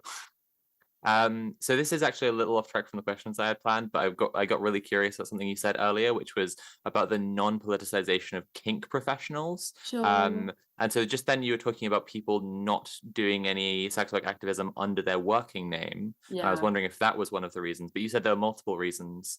So I was curious what those reasons were, if you're comfortable speaking on that. Sure. So why do I think that there's a lack of like kink-based professionals in the sex work activist movement? Yeah, I think there's a few reasons, and I want to just be clear, I'm speaking as V here, I'm not speaking as Swarm. Swarm has never said kink-based professionals are not welcome in that space, ever, ever, ever. So I'm not speaking as, so I'm talking about V, someone who is speculating on this, having thought about it a lot. I think, first of all, for a lot of people, if they are not having sex for money, they are not sex workers. And I think that there are a lot of people who work in the kink and BDSM and fetish scene who don't have sex with their clients and therefore do not identify with being a sex worker. In my younger years, I did a lot of work like maiding for dominatrixes, which basically meant that they got the client hard, but they didn't have sex with their clients. So I would go in and I would be the girl that would have sex with them, right? And that was kind of a thing. And a lot of the dominatrixes that I knew, some of them absolutely saw themselves as sex workers, but a lot of them didn't. And they were very much like, no, I don't have sex with my clients. That's what girls like you do. I don't. And there was this, what is known as the hierarchy came in. It was like they might have been within the same world, but they were not the same class of persons as you. And I think that, I don't think it matters what I think about that distinction. Yep. But I think that a lot of the discourse around sex work is very much about people who have sex for money. If your job is defined by not having sex for money, you may not think that you have a political stake in this game, which is why I think a lot of people who work in the kink industry or work in the fetish industry don't feel the need to be involved in the politics of it.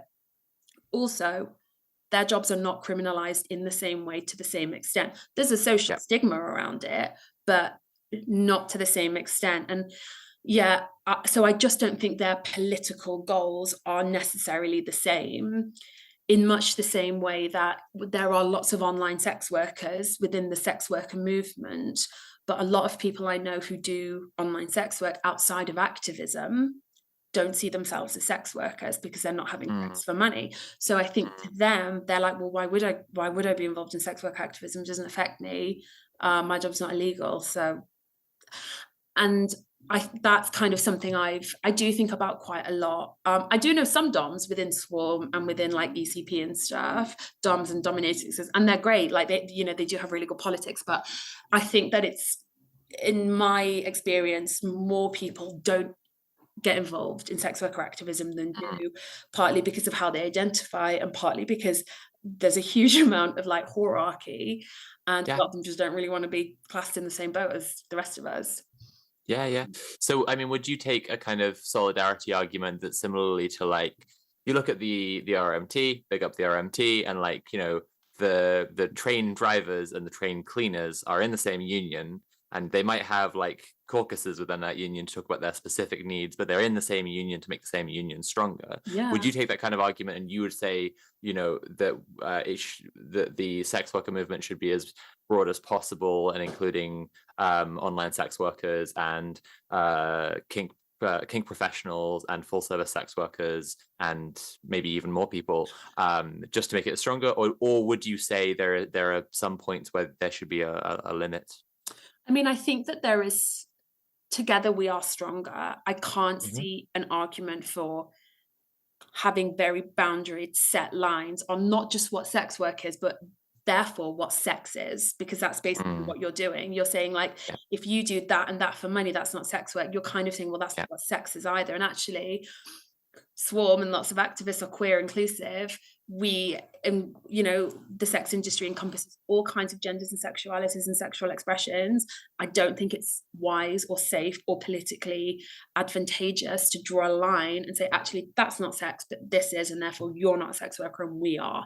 So depending on, you know, everyone's identity and work identity is theirs to choose. I'm not saying that, you know, we should force them under this rubric, but I can't see any gains in saying, actually, if you only do online performances or you only work in a dungeon, you shouldn't really be part of the movement because you're not having sex for money. I don't think that helps anybody ever, because I really believe that it will only be a matter of time before legislators come for them as well. Like, you know, in the same way that trans women are the canary in the coal mine, sex workers are also the canary in the coal mine. And what they're happy doing to trans women or sex working women or drug taking women or Black women, they will be happy doing to all of you as well, whether or not you want to believe that. So yeah, I don't think it really matters.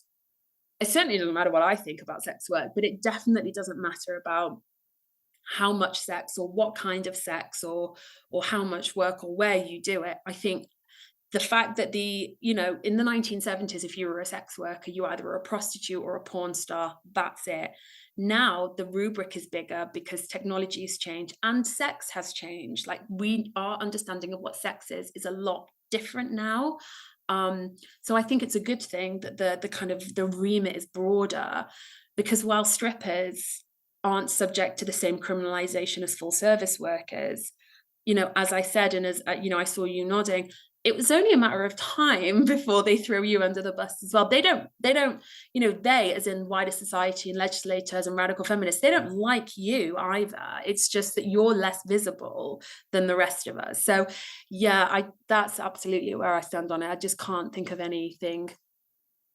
Well, since you brought up legislation, I was wondering if you could do a rundown on the arguments for decriminalization versus legalization. I think everyone who's watching is on board with like sex worker liberation in some way, shape, or form. I know before you were talking about how, you know, it'd be great if sex work were completely abolished. And I agree with that idea.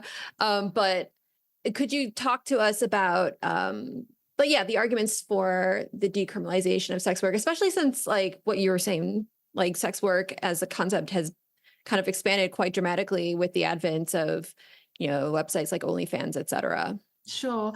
So this is one of those things where in my head, I've said it so many times that I feel like I don't really think about what I'm saying anymore. So I'm going to really try and get it down pat, and I might have to Google it as well. But in the UK, I'll just explain what we have in the UK and like what we're trying to change, because that might help, because every country is different, and it's certainly different in the UK as it is in North America. So in the UK, we have a kind of patchwork piecemeal legislation on the sex industry, and we have what's known as the partial decriminalization of sex work, and this affects all sex workers differently. So if you are a stripper, it is legal to go to work, it is legal to manage a strip club, it is legal to operate one and work in one. And in the UK, they are licensed as sexual entertainment venues. They are not nightclubs, they are not bars, they are specifically sexual entertainment venues.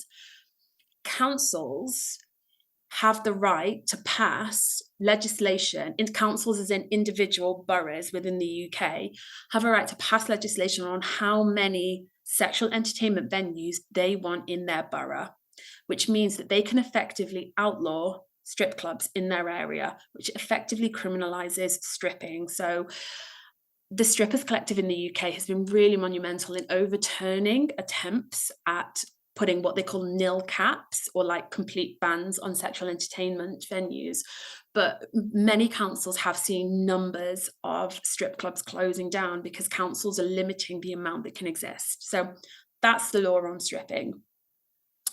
Webcamming and online sex work tends to be overlooked in legislation, which is surprising considering how huge it is. But basically, it is legal to perform sexually explicit stuff, to produce it and to sell it in the UK online as long as you're over the age of 18. However, lots of card processors and money processors have no problem banning you. And when I was making porn, a lot of the companies I worked for had to set up Czech or German accounts because banks in the UK would not bank with them. So it's this kind of very covert, it is legal, but it's very difficult to do it. Regarding kink and BDSM, again, there's no legislation for it explicitly, but there are certain laws around like assault and consent. But I've never really, not in the past couple of years, have heard of any cases kind of coming to light. With full service sex work in the UK, it is legal to buy sex and it is legal to sell sex, but there's loads and loads of laws around that that make the buying and the selling of it really difficult, especially the selling of it. So it's illegal to solicit sex in public. That means you can't work from the street and you can't work from like a bar. You can't work publicly. It's illegal to incite someone for prostitution, which means you can't suggest to someone they might want to be a sex worker. You can't help them. It's illegal to work with someone because that constitutes a brothel, and it also constitutes a third party like profiteering. So the only way to work legally in the UK as a full service sex worker is to work alone, indoors, with no friends and no security and no outside advertising. So the law, ostensibly, you are allowed to be a sex worker, but there are so many laws in place restricting your safety, your ability to negotiate safe working practices with someone who might be managing you. And because the law is so confusing, so many sex workers do not know what they are and are not allowed to do, which means that they probably won't go to the police if something happens. So that is what the law is in the UK. Now, some people say, well, I think that sex work should be legislated and taxed and it should be any other job. And that sounds good in practice, right? However, first of all, sex work is taxed like any other job because it's not illegal, right? So sex workers are still expected to pay tax on their income, even though we're paying tax to a government that criminalizes our existence. So it's all a bit weird. However, the problem with legislation is that it means that it will come with certain, so like in somewhere like Germany, where they have like, or the Netherlands, where they have like legalized sex work, part of me is like slightly worried that I'm going to get this wrong because I get so confused. But it basically creates this two-tier system where some work in a way that is legislated and some don't. So in Germany, like it's quite difficult for migrants to get a license to work, which means that they still work, but they just work in an unregulated way. A lot of brothels have to pay really massive fines and fees. And if you can't afford that, you're still going to work, but do it in an unregulated way. So it sounds good in practice, but it often is a backdoor to let in all this other kind of legislation. What sex workers want is what a lot of workers want, which is for their workplace to be decriminalized. Sex workers don't think that they should have to be legislated but restricted because most other people aren't. Sex workers want their work to be decriminalized, which means that all the laws around it about working alone, about working in public, about working with a friend, all of that would go. It doesn't mean that pimping is legal, and it doesn't mean that inciting prostitution is legal, because consent would still exist, right? And I think that's what a lot of people don't understand, is that, you know, in the same way that when you, you know, legalize the age of consent, when you decriminalize gay sex, you're not saying that anybody can have sex with anybody. You're just kind of opening the door for consent. And it's the same thing with sex work. It's like pimping would still be illegal, extortion would still be illegal, and so would exploitation and rape and assault and battery. It's just that sex workers would have, you know, workers' rights. I might turn that light on as well. It's just suddenly got very dark in the UK. But you can still see me, right? Yeah. Yeah, you can still see me. Cool. So that's what decriminalization is. It's the complete removal of any criminal sanctions around your involvement in the sex industry. That's what sex workers want. And actually, that's what sex workers all around the world want. That is, if there is a uniting force, that it is the want for decriminalization. A lot of sex workers have different reasons for wanting it, but that is what sex workers want, is decriminalization, not legalization. Great, thank you.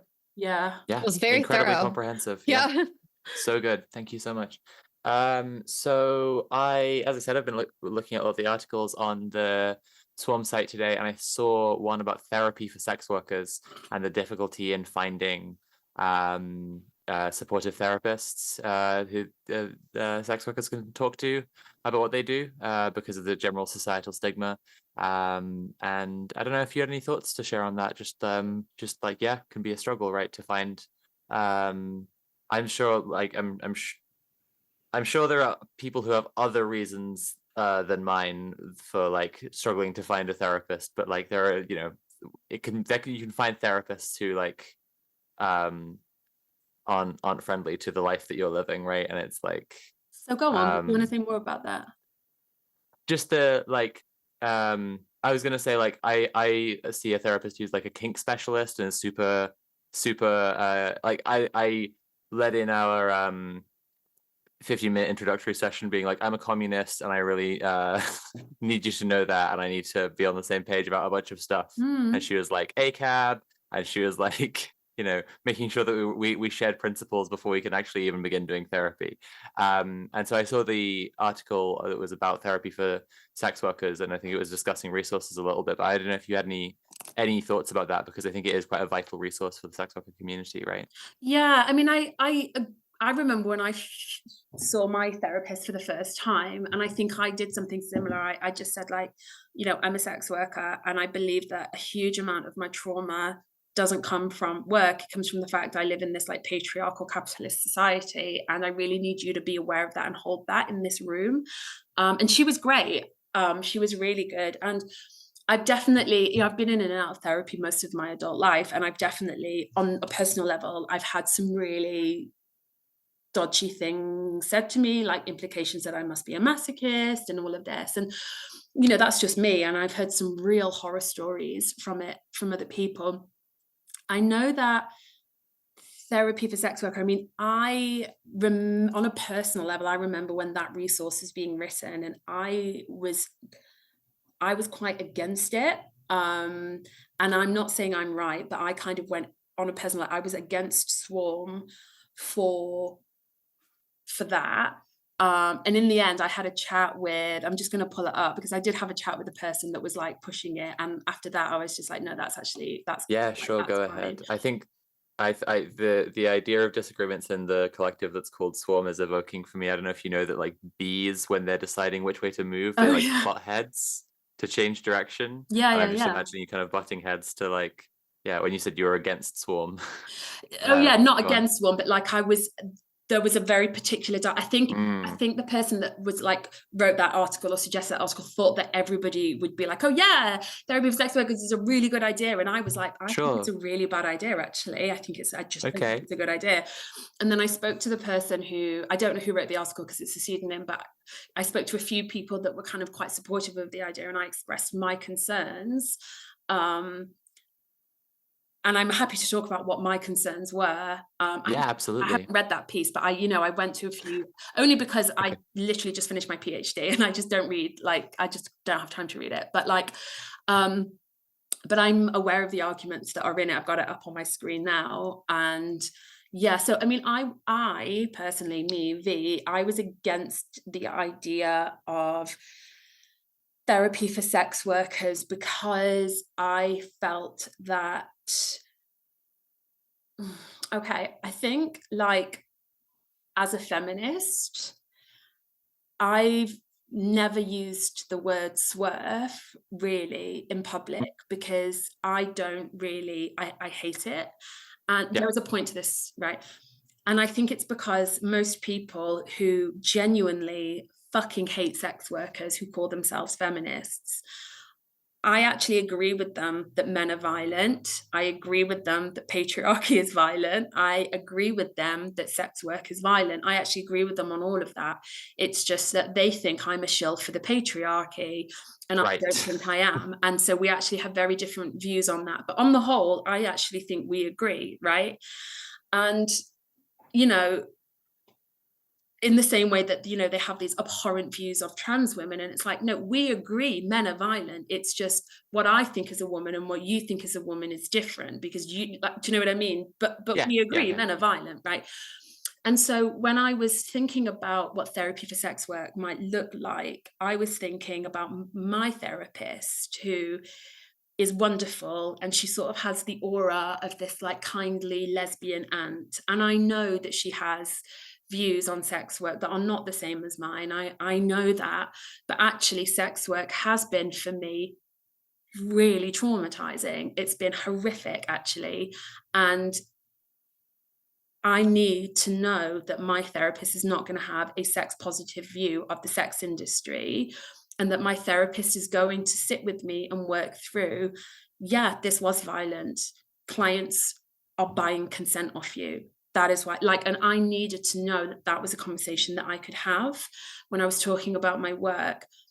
I worried, and I'm not saying I'm right to have these worries, I worried that in creating a kind of pragmatic approach for the therapists of sex workers, there would be a sort of underlining, you must see sex workers work and not violence. You must, like, you, and I was like, actually, I know from myself and actually from my own research that our journeys into sex work are often about money, but they're often not just about money. There is often something else that's happening there that I needed to talk about in therapy. There was a certain, like, maybe there were these cliches, replications of abuse or whatever. I would feel more safe going into a room with someone that didn't do any sex work training than I would going into a room with someone who believed that all sex work is work, and, you know, that is a choice and it's an agentic choice and they have a right to make that choice. And I think, like, because even though I agree with that, that's not always congruent with everybody's experiences. And my worry was, if we create this resource for therapists, most of whom won't read it, because I often find that the people who tend to go to the trainings are the one that don't need trainings, and the one who don't go to trainings are the one that need the trainings. But like, I worried that we would be putting forward this idea of like, okay, don't make assumptions about how someone feels about their job, but actually she might be, or he might be, or they might be really traumatized about sex work, and they might not want someone to be politically, well, sex work is work and all work is bad. They might want to say, actually, sex work is different and it is uniquely traumatizing. And I think especially around, like, my friends who are gender non-conforming, there is a huge trauma in catering to the male gaze in ways that are not congruent with their personal identity. I mean, that's not something I've experienced, but like, I have seen my friends who do not identify as, you know, they don't identify as like pre-op trans women, or they don't identify as women or whatever, and that they have to kind of act this, and that is so violent on them. Yeah. It's so Yeah. horrific, and I just don't Yeah. think it would be a good thing to write this manual and be like, sex work is work and don't assume that they hate their job and and does that make sense? Like, that was Yeah. No, I think that going example into it. of pre-op trans women is a really one I can speak to. Is like, this is language that is not used in trans circles, right? This is not a way that people talk. And then like, but what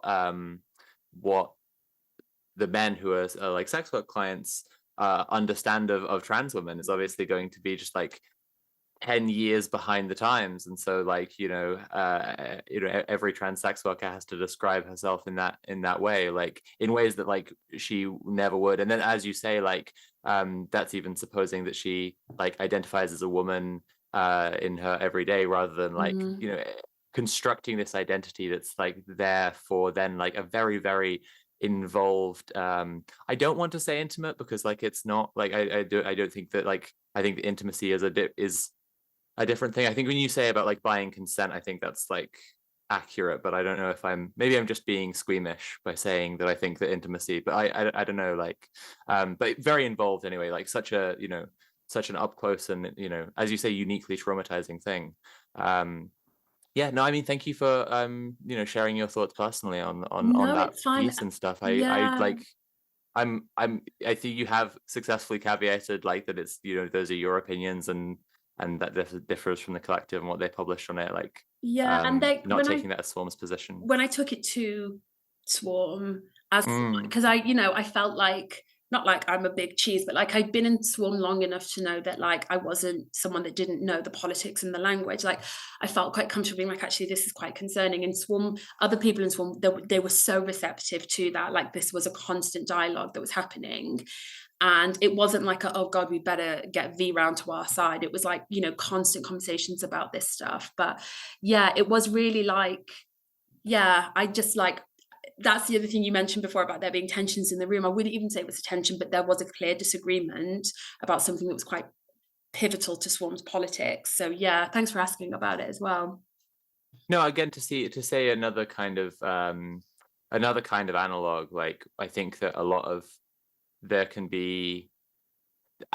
still be good therapists and bad therapists. There can be therapists who have, of course, but like, a therapist who's gone through kind of like they are in many ways a bog standard therapist, as much as you can say that exists, like who has then done a module on how to treat trans people, as opposed to someone who's like in community with trans people, knows trans people, loves trans people, like really has trans people in their lives, really understands, and their ability to talk to someone. I actually like start of last year, I briefly saw a therapist and made sure to see a therapist who was another trans woman, because I wanted to like be able to get past that experiential gap.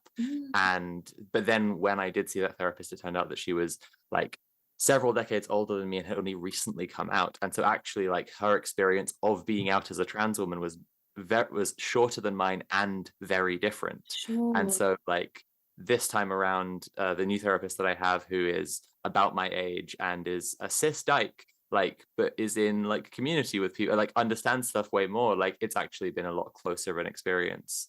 That's so interesting, because I remember when these conversations were happening in Swarm, and someone asked a friend of mine who's also in Swarm, would you feel more comfortable seeing a therapist who had been a sex worker? And my friend was just like, I actually don't think I would be, because my experience with sex work is so time bound and so context specific, just because they have been a sex worker. And this comes back to what we spoke about before, right?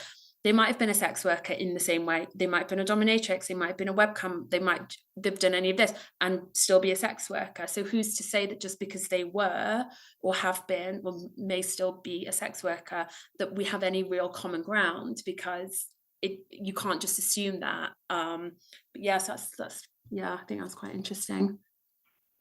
Well, yeah, I think in that case, I mean, I think we had a really good discussion of that topic, and I'm I actually kind of, in a sense, I'm kind of glad that you had a difference of opinion to the article there, because like I thought we would sort of say, oh yeah, there should be therapy for sex workers, and we move on. But that was a really interesting discussion.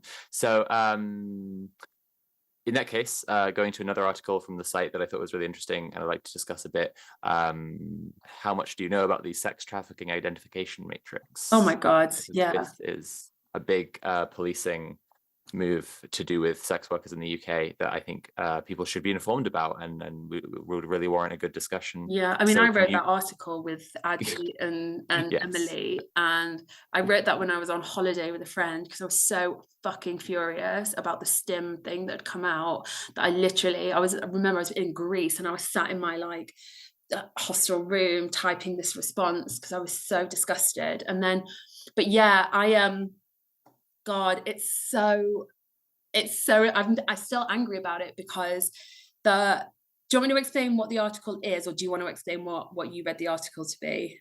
I've read it, but I think that for the benefit of other hosts and the chat and all the podcast listeners and everyone, it would be Sure. great if you could give us a rundown, and then we could get into the discussion of it. Sure. So I'm just going to pull it up on the Swarm site just so I've got it in front of me.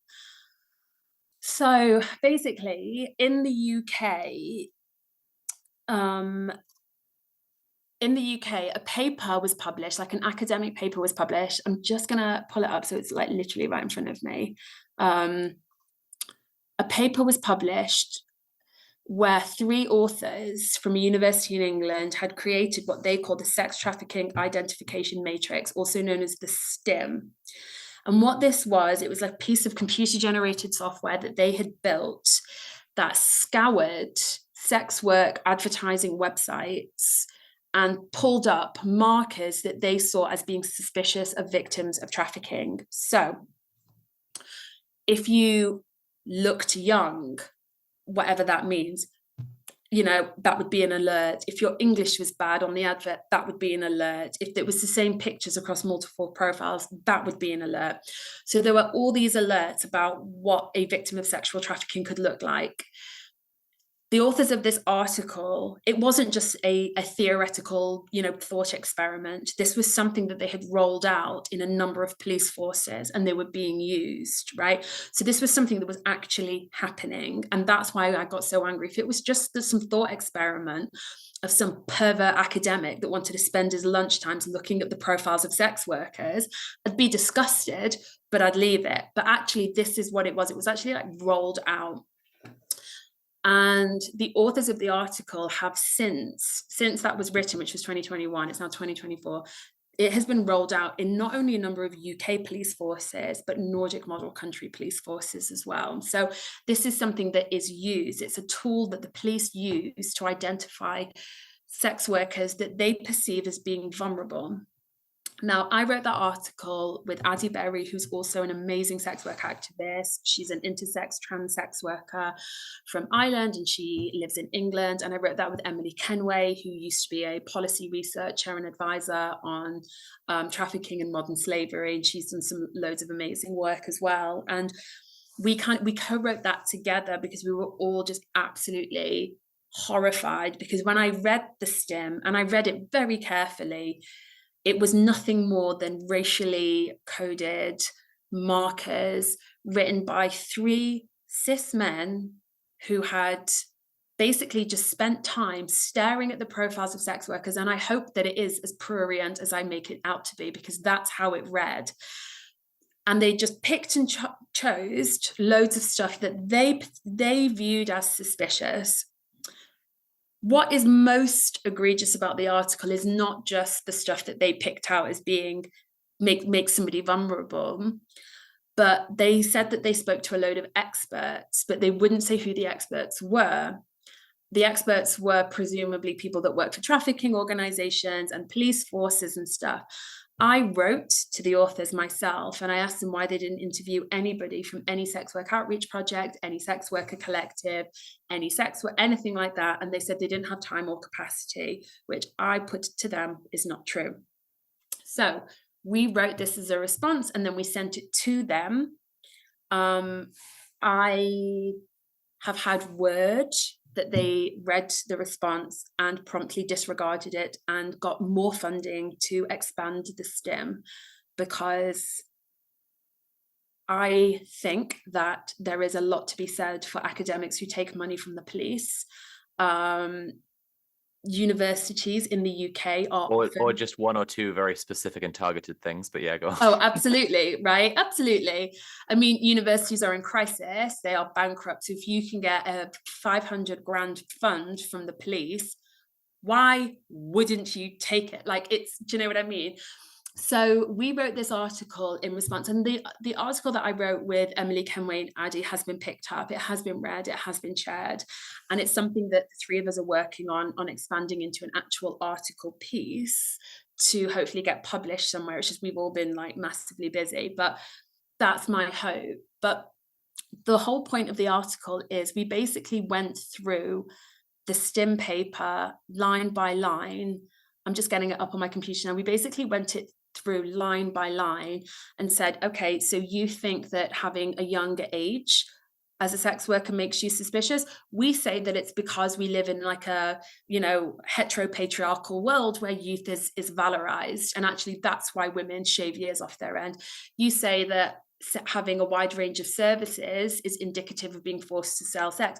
Well, we say because actually if you know how these sites work, you get better search engine optimization if you tick all the boxes. Like, for me, it was like, I can't believe I'm explaining this to three men who are being paid to think. Like, it was literally their job to do that, and that's what they came out with. It was actually infuriating. And that, honestly, I was like close to just slapping the walls reading this article. I was you like everything you were saying about their methodology was so like, because when you first describe what they've done, it was just so like I was gonna burst a vessel. It was so frustrating. And then like as you were going through explaining what, it was just like, yeah, like how are like you say, they're paid to think. They're literally paid to think.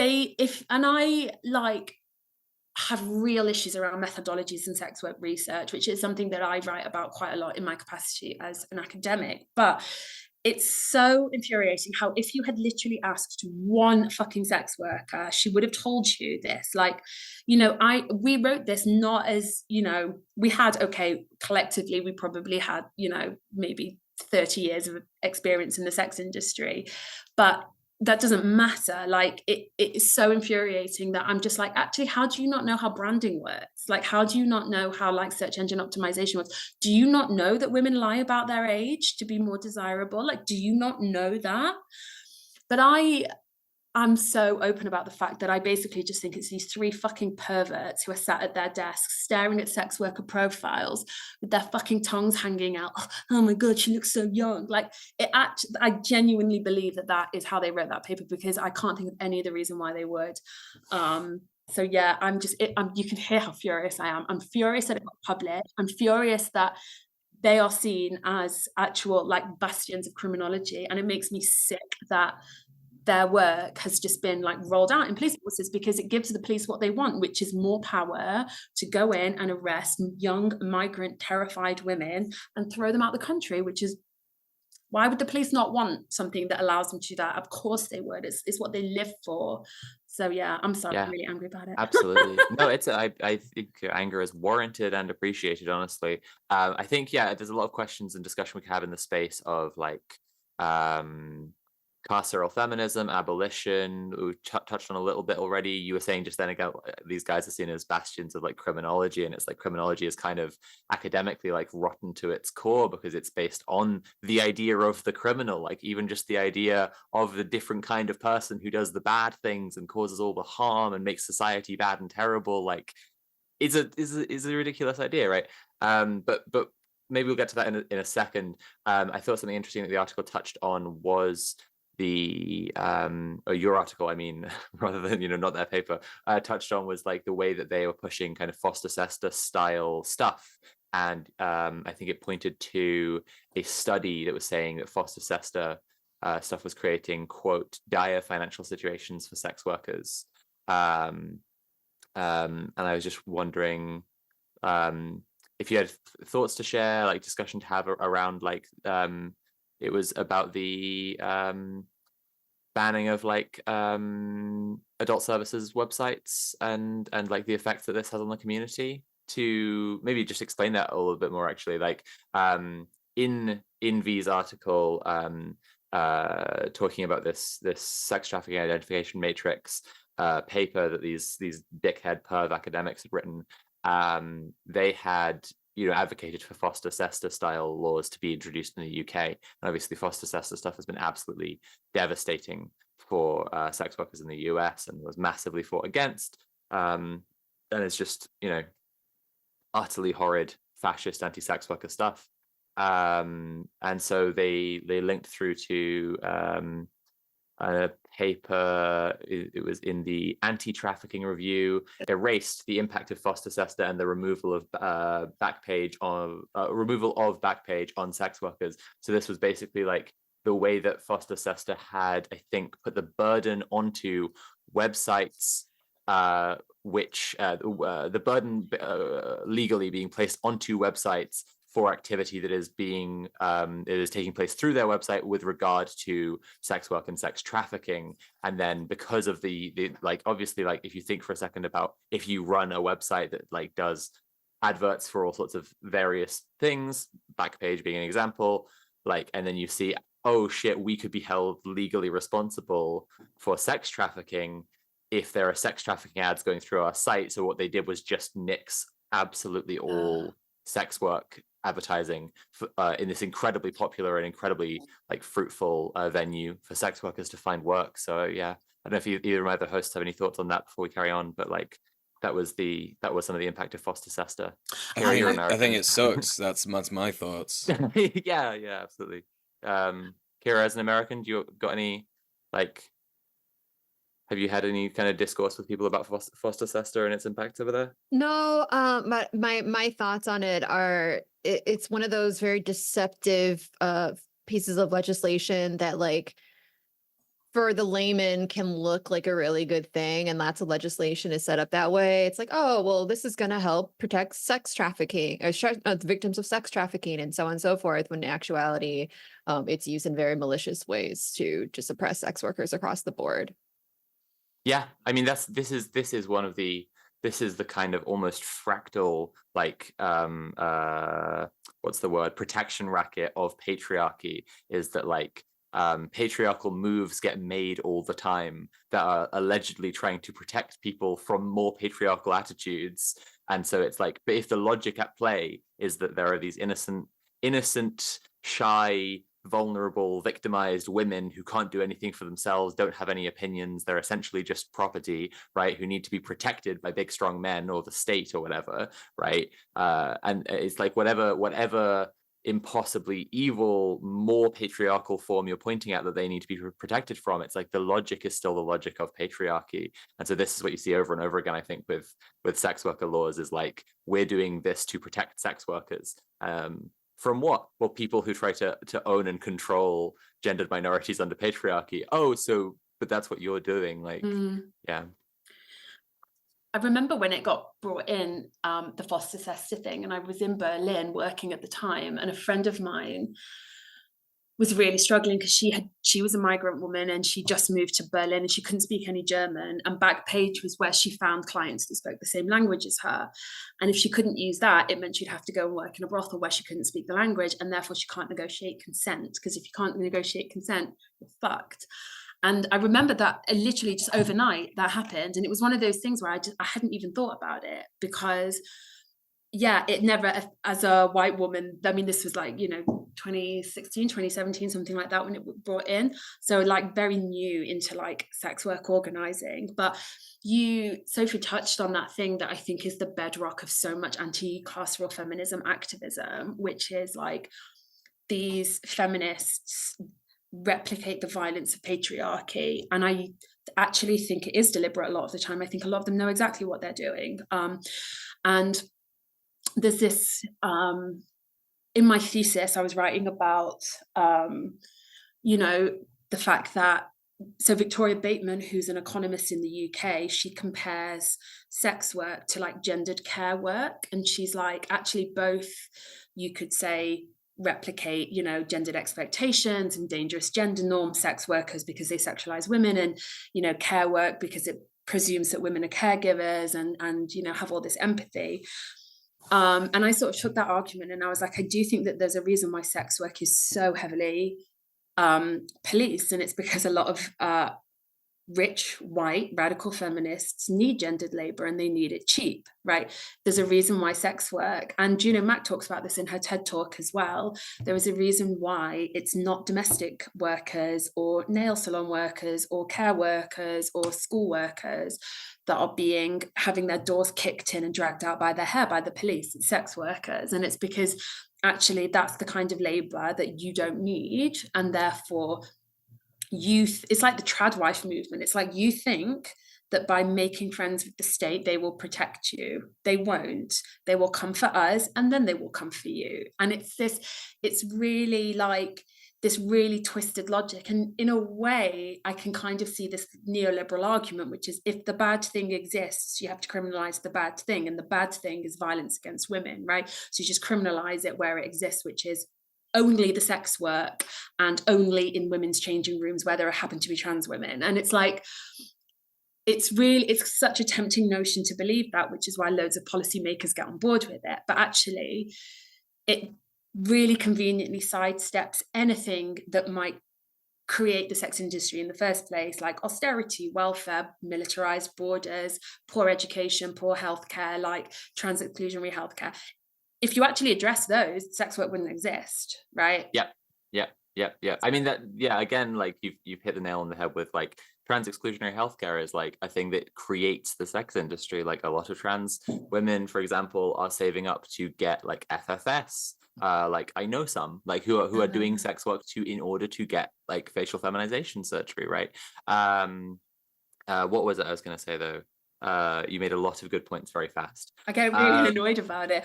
But I think the thing that I find so egregious is just how, because, in my research, I look at domestic abuse and how that affects sex workers. And a lot of these feminists that were at the forefront of the radical feminist movement that were really pushing this idea that actually the home is where a woman is at most risk. And actually the police won't save you because they're all on side with the husbands.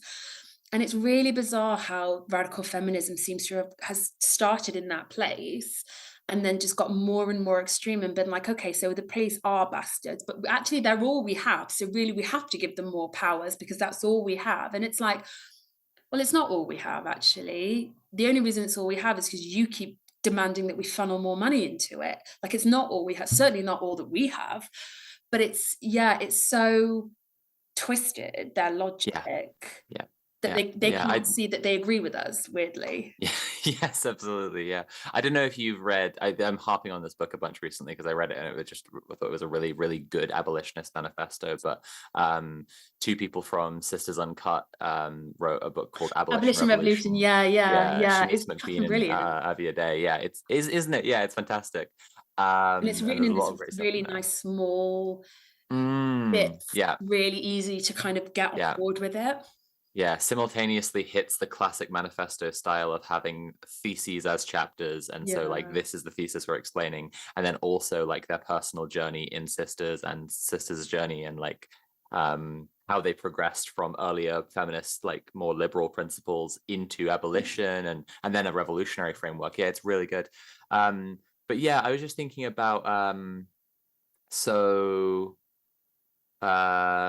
I'm trying to find a way to frame the question that doesn't come across as like gotcha-ish or like pointing at hypocrisy, but rather like a contradiction that I think sex workers have to live with, which is like okay, so to do safety protocols, right? If people are working together, not working together in the way that is criminalized under the law, right? But like rather have a network of people like you're checking in with, making sure that you're safe with the client, right? Like you need to let people know what to do with in case there is some kind of emergency, in case you don't, if you I'm going to check in at this time and then if I don't, then what? And like a lot of people, it's like, well, then call the police, right? And so this is I'd say, yeah, this is a contradiction for people who like are simultaneously like against who are abolitionists in general and against carceral feminism and like are recognizing that like the attempts to just like crack down. Oh, I remember the thing I was going to say. I urgently have to say it right now, but then I'll carry on with my point. It was just that Conrad of the show, Jay from the ZAD, we're working on a documentary about the intentional living area in France, the ZAD. And one of the things that they said in the documentary was purity is the antechamber of fascism. And they said this, we mentioned this on the show last week. And I was just thinking this when you were saying about the repeated use of like, if we just get rid of this bit, if we just get rid of this bit, you know, we just get rid of where the violence is here, it'll all be solved, and then there'll be no violence, right? And then we just like chip off the, you know, where the problem is the worst, then it'll all be fine. It's like this purity mindset, which is inherently like, as Jay, you know, as Jay said in this thing, kind of leaning into a fascistic kind of approach to things. I was talking about, yes, this contradiction, right? Sex workers have to live with knowing, you know, politicized sex workers know that like carceral feminism is making things worse for sex workers. At the same time, there is a dependence on the police to protect sex workers from violent clients, right? So what are your thoughts on that? Yeah, it's something I've thought about so much. And I think that, and I've often been a bit like, one of the reasons I started doing my PhD was because on a personal level, I was a little bit disillusioned with the focus being on decrim, because I'm like, one of the main reasons why sex workers want decrim is the freedom to go to the police. Like that's what one of the central aims of decrim is, right? Which doesn't sit right with a lot of, because a lot of people in the sex worker activist movement are not abolitionists, right? And they don't pretend to be, but a lot of us are. And there's a huge amount of crossover in our politics, in the same way a lot of sex workers aren't anti-capitalist, but a lot of us are. So, but it's something I've thought about quite a lot. And I've also thought about it in the context of, you know, decriminalization of sex work also means it comes with it supporting migrant rights. So not deporting migrant workers, right, and not having militarized border violence. But what that does is suggest that it's a good thing to move from the global south up to the very rich global north, where we've basically pillaged all their resources, right? And I think, well, that's not ideal either. People should have a beautiful standard of living wherever they live. Like they shouldn't have to move across counties and countries and like continents in order to have a good standard of living. That's why I don't believe in capitalism, right? I'm not saying it's a good thing that they're able to move. I'm saying actually they shouldn't have to move. And that kind of comes into it as well. But it's something I've thought of a lot, because even if you're not a sex worker, the police are not safe for you. That has always been true. It's truer now than it's ever been. The police are a site of racial and gendered hatred. They are a terrorist organization. and I lecture in criminology, and I tell my students that I'm just like, they are the bad guys. If there are any bad guys, they are the bad guys. But it's really difficult, I think, because so many activist organizations have been like decrim all the way. And it's quite difficult to step in and go, actually, that's it. And I think that's why in recent years, a mantra of the sex work organization movement has been decrim is the first step of our utopia. And actually, you know, we don't want a world where we're safe enough to rely on these kind of violent, sadistic terrorists, i.e. the police. Actually, decriminalization is the first step in a world without violence, and it's the first step in a world without the police. And I think that's kind of the argument that you would hear back. It's difficult because most victims of gendered violence don't go to the police anyway, and most people who are accused of violence, nothing happens to them anyway. So like, in a way, people are like, well, what difference does it make? He's not going to be arrested. Which is why when I tell people I'm an abolitionist and they go, what about the rapists? And I'm like, oh, they're fine. Like they're doing what they do. Like they're not in prison. Don't worry about them. So yeah, I hear you. And it's not a gotcha. But it's also, I would say it's not, it doesn't feel hypocritical. It sometimes feels like we're trying to fight with our arms tied behind our back. And oh yeah, Lamble, who's an abolitionist, they set up Abolitionist Futures, and they do loads of great work in the UK. They often say it's quite difficult talking about abolition because, you know, you're not taking the police shape jigsaw piece out and putting in something else, you're trying to reshape everything else around it.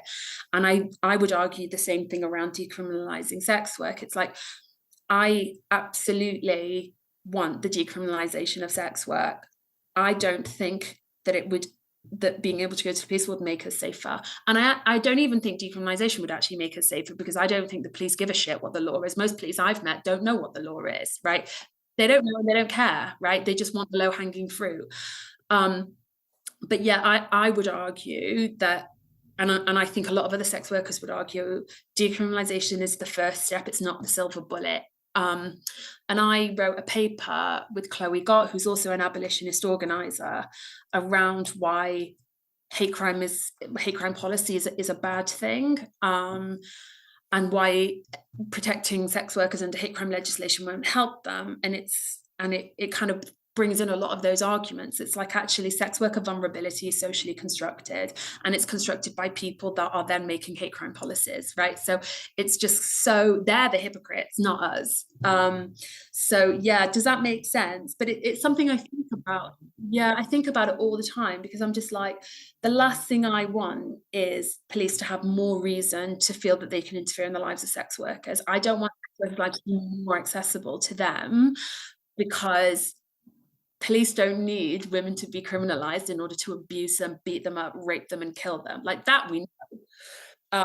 It's just that criminalizing them makes it ever so slightly easier for them. No, exactly. We know who killed Sarah Everard. It's like again, to go. I mean, I just keep going back to abolition revolution here, but like they have a line very similar to what you said, which is like that thing. It's the hypothetical that's always gone to, is like, what about all the rapists? Yeah. And it's like, do you know how many police are rapists? Yeah. Do you know how integrally involved the mindset of someone who wants to be a cop and who is a rapist, like, just are the same fucking Same thing. in domestic abuse. I mean, you know, when I tell Yeah. people that actually, if you look at the careers of people that are domestic abusers, police officers comfortably on number one, comfortably on every marker in every country. Number two, army professionals.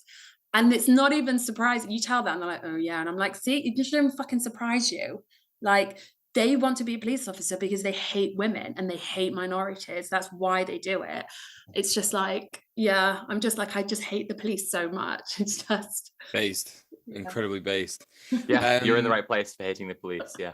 So I just wanted to ask you this now, V, because a lot of the ways and a lot of unions, and you know, I imagine like Swarm essentially operates as a union. It's an organization that has members, and you know, you operate on the idea of like solidarity and sort of trying to build power.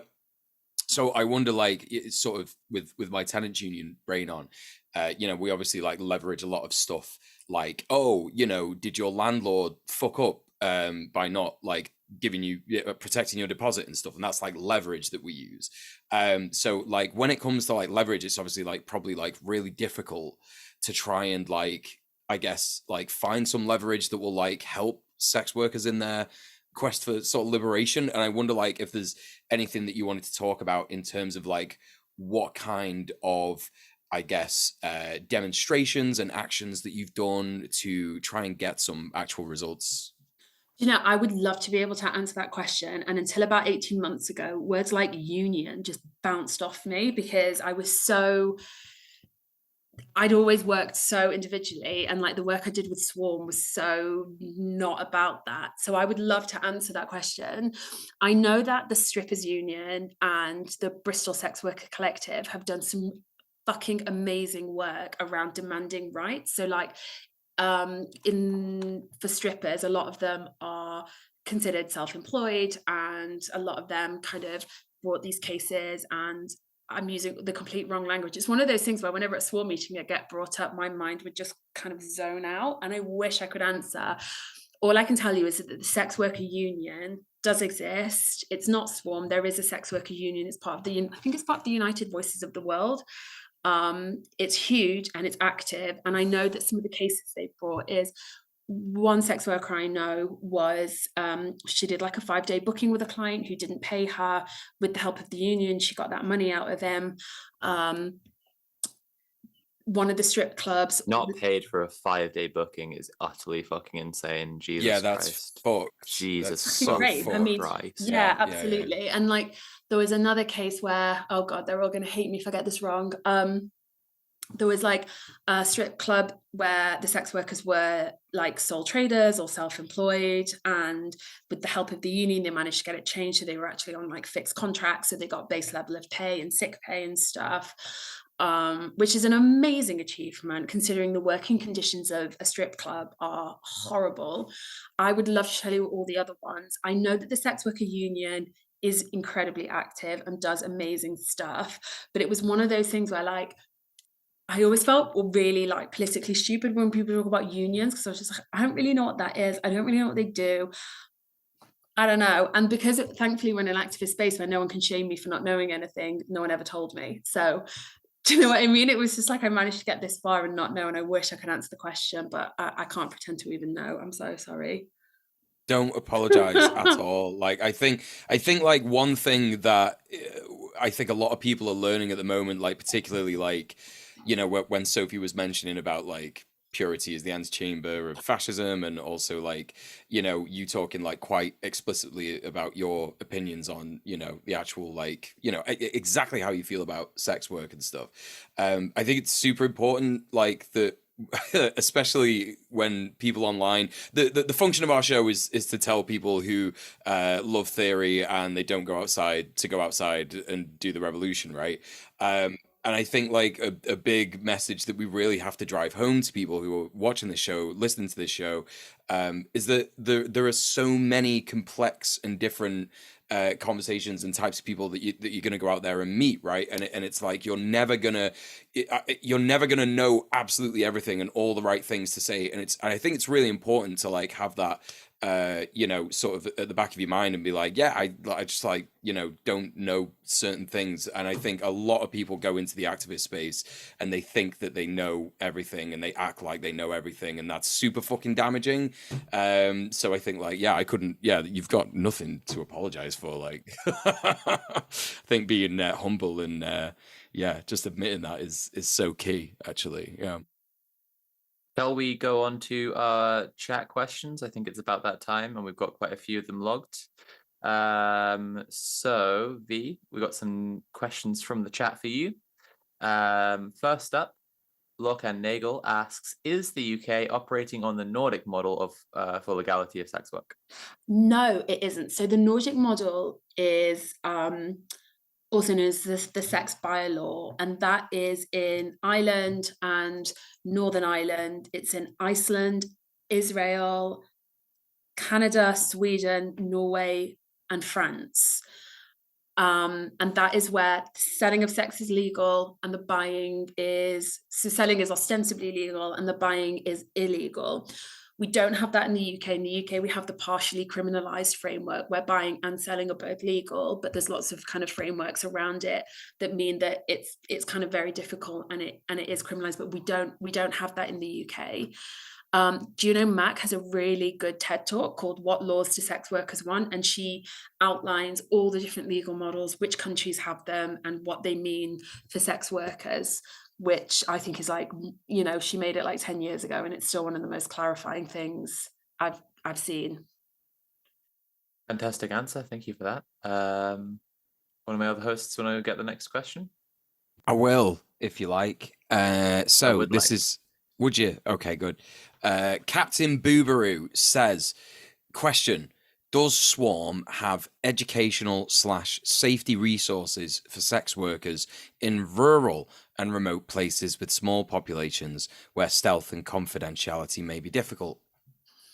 Not specifically for rural communities, but A, I will take that back to the next Swarm meeting I go to. B, there are loads of other resources that are available on site, on the Swarm website. And C, I would say that I met a sex worker from Norway, and where they have the Nordic model, and she was telling me that because of the population of Norway and how it's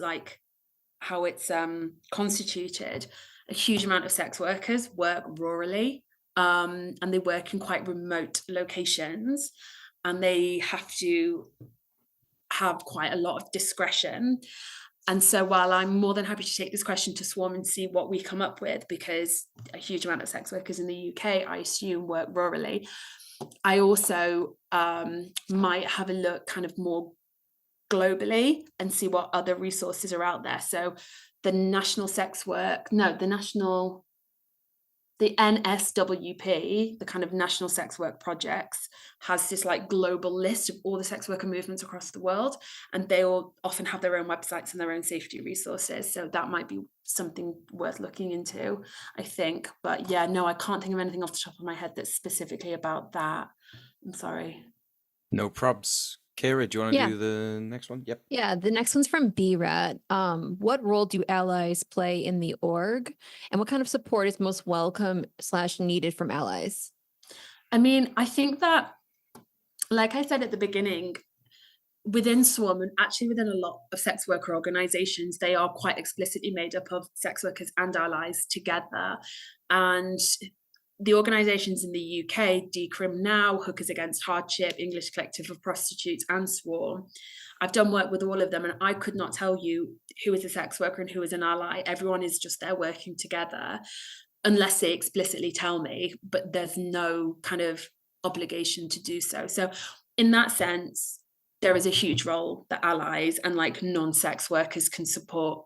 Some of that is monetary, some of it is by donating time, some of it is by like coming to sex worker events, like not sex worker specific events, but like sex worker fundraising events and stuff like that. It's about sharing resources and educating yourself. And I think a lot of it is just about, I guess, being part of, like when people say, how can I support sex workers? I'm like, sign the petitions they ask you to sign, throw some money at the fundraisers if they have one. If you do want to go and do actual physical like work, things like proofreading always need doing. Like I used to work at the Women's Centre, which is where the English Collective of Prostitutes is based, and I was doing things like photocopying and proofreading for years because I just wanted to like get involved. But I would say there's always stuff like that. I think that like Swarm have on their website like a get involved bit, and they have events. Some of them are around just meeting other sex workers, and some of the events are about how to get involved as a Swarm member and like do stuff. So that might be worth looking at, or at the Decrim Now, which is another organization, because they do a lot of work around like unions and like parliamentary and legislative stuff. But yeah, there's so many ways to get involved, and like the sex worker movement would love to have you because we're all tired and we need new people to help. We had a separate question which we didn't log because we thought it was kind of the same, but now I'm thinking it might be a slightly different one based on the answer you've given. But the question was, how can non-sex workers protect sex workers? Do you have any different thoughts on that, or do you feel like that's already covered in what you've said? I guess the only thing I could add to that would be, so this is something I think about a lot in the context of like dating and befriending sex workers, is I know that a lot of the friends I've got in like lefty political spheres who aren't sex workers will at some point brush up against or meet sex workers. And I guess there are certain like, don't out them to other people unless they have given you permission to do that. Don't tell other people that they're a sex worker is the main one. Don't ask any weird questions. We hate that. Don't say things like, what's the weirdest thing you've ever done? Or would you do this for that amount of money? Because we don't like that. And the other thing I would say, and this is something I've had to say to people I've dated, not everyone I've dated, but a couple of people I've dated, is I understand that there's a lot of people who don't want to date someone because they are a sex worker, and I know how problematic that is. It is just as problematic to date someone or want to be friends with someone just because they are a sex worker.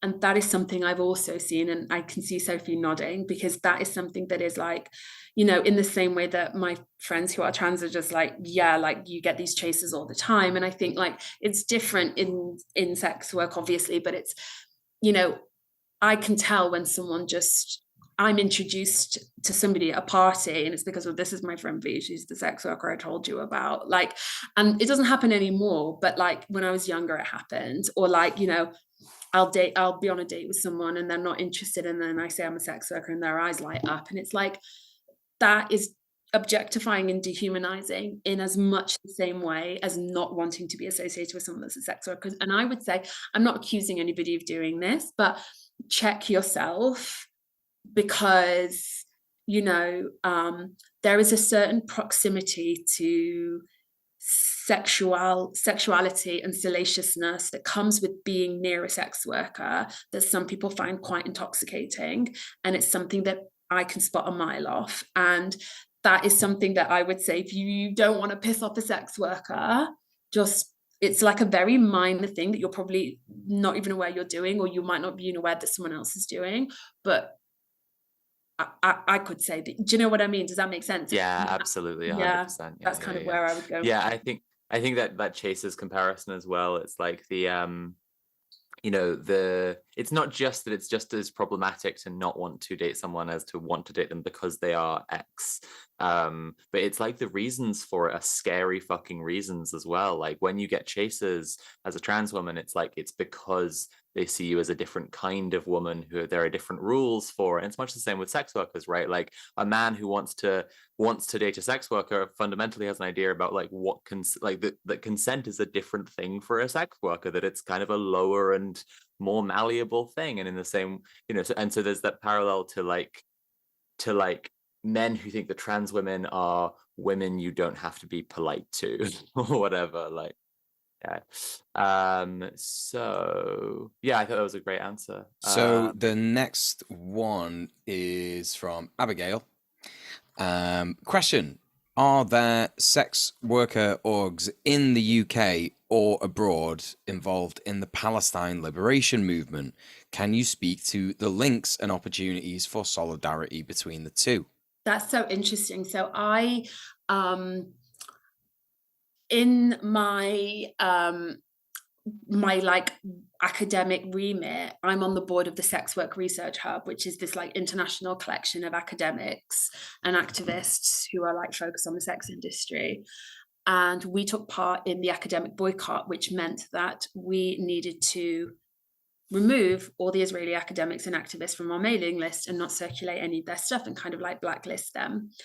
And certain sex work organizations in the UK received emails from Israeli organizations, like Israeli sex work organizations, about this, basically saying that we were all anti-Semitic. I do want to say, just for the record, not that I should have to say it, but I'm just going to say it. I was born Jewish and I was raised Jewish. There's nothing Zionist about me. I've always supported Palestine. But like, I do feel like I need to be like, don't ever come at me with the anti-Semitic accusations. Okay. But so this happened. And what I found quite interesting was a lot of the Israeli sex work activists. So Israel has a Nordic model. A lot of their reasons that they put to us for why we should support them is because sex workers also died on October the 7th and Hamas raped women. And that was their reason as to why we should have to support them, which I found quite tenuous and also irrelevant. So pretty much all sex work organizations I know in the UK stand in absolute solidarity with Palestine. The English Collective of Prostitutes are based at the Women's Centre, and they share an office with IJAN, which is the International Jewish Anti-Zionist Network. And so they've worked together for years. Like, the English Collective of Prostitutes are at its core an anti-Zionist Marxist organization. They are anti-colonial in everything they do. And that includes being explicitly and directly in solidarity with Palestine. SWM have also come out in solidarity with Palestine as well. I think that I don't do any of the social media, but like that is like a huge part. And we've been part of the queer bloc at most of the Palestine marches as well. As an organization, SWM are anti-colonial, we are anti-racist, we are we kind of stand in solidarity with migrants, and we stand in solidarity with all minorities. We do not stand in solidarity with the colonial ethnic cleansing that Israel has been carrying out since 1948 and presumably and before that. So it goes without saying that all the sex work organisations in the UK stand in absolute solidarity with Palestine and take an explicitly anti-Zionist network. And I would say that if you look up the English Collective of Prostitutes, who I've worked very closely with, but I'm not like explicitly aligned with, but I work closely with them. They were the driving force behind the academic boycott of the Sex Work Research Hub. Like, they were the ones that were just like, we will leave if you don't do this. And SWers, who are the European Sex Worker Alliance, released a report, and they had included Israeli sex workers in this report, and it was about like access to housing. And sex workers boycotted it and basically said, if you don't take Israel out of this report and remove them from your organization, we will leave the organization instead. And so SWers removed Israel as a member. So there is a crackdown, both in support of Palestine and in blacklisting Israeli organizations. So yeah, I hope that answers the question clearly. That was a beautiful answer. That's Thank you so much. incredible. So yeah, we had a question that was asking stuff that I like. To be honest, we had a little bit of behind the scenes about it being a bit of an uncomfy question that we didn't want to ask, but so I've had to think over it, and I think that it ties into what you were like, the reasons we were uncomfortable, like, and I'm not gonna actually read the question, but it ties into what you were just saying about like the ways that people approach sex workers and kind of like objectify them perhaps, or like, you know, and it was asking to do like, it was a question that was asking about your experiences with clients. And I just like, so what I think is, firstly, on what you were saying before, like, I do think there are people who, as you were saying it before, like, people don't realize they're doing it, they don't think that they're like doing anything differently. There are people who think that like they are not like the bad people who are being weird to sex workers, and it's like, oh, you are though. And it's not even just men, but like but this, you know, I think that where there is like maybe, you know, value in talking about this question, the reason I've bothered to raise it at all rather than just ignoring it, is that like the question was asking a little about like, do people's stereotypes about clients hold true, and also about like having to like ghost people who like are rude or whatever. And I think that it was, you know, I think that a naivety of the question is an interesting thing to discuss, like, because of and I'm obviously I'm not talking about which chatter this was and all of this, because I'm just trying to have a conversation about the conversation. But like, you know, I do think this is a widespread thing, is that people, partly because of the stigma maybe, and because sex workers' experiences aren't talked about, but then like, you know, also like there's simultaneously a stigma and like a problematic and objectifying curiosity where people like want to hear the details, right? That leads to like, people don't know that, like, you know, an example of this would be, like you said earlier, like people think that a bad day for a sex worker is getting raped and abused, and it's like men are shit and really irritating, and a bunch of them waste sex workers' time, and like, you know, stuff like this. So I don't know, I maybe trying to reframe into something productive, like are there things you wish were more like widely known about sex workers' experiences, or like I don't know really. I'm trying to find, so like, the do thing you have any that thoughts on struck what I've been discussing so far? So the thing that struck out at me and what you were saying was, someone was asking a question that was kind of framed around clients and like maybe their experiences or my experiences of clients, right? And the thing I want to say about that is clients have no place and no role in the sex worker movement. And when you hear sex workers talking about their work in activism, they will very rarely talk about how they feel about clients or what they think about clients or good clients or bad clients, because it's irrelevant in much the same way as when Amazon workers are unionizing for better pay and conditions. They don't talk about the people buying the products because it's not relevant. Like, they don't give a shit. Like, it's not about that. Or like what customers think of a waitress doesn't matter. She still deserves to keep her tips. Like, the reason we don't talk about clients is because we don't care. Like, not because I hate our clients and I wish they were all dead, but just they're not relevant. Like, they're not part of the conversation. It's not about them, because the needs, as I mentioned before, the needs of the client and the needs of the sex worker are not in any way aligned. They do not overlap. The desire of some guy with excess income who wants to get his dick sucked doesn't matter to me. I don't care about that. What I care about is, am I going to come home from work safely? And can I talk to my boss if I've got I don't know, my tummy hurts and I want to go home? Like, that's what matters to me. I don't care about the clients. And I think it's really important that clients don't think that just because they provide the capital that they have any say in the working conditions, any more than I think that just because I buy a meal at a restaurant that it's up to me how a waitress is treated. Like, that's up to her how she demands to be treated, right? I'm not part of this conversation.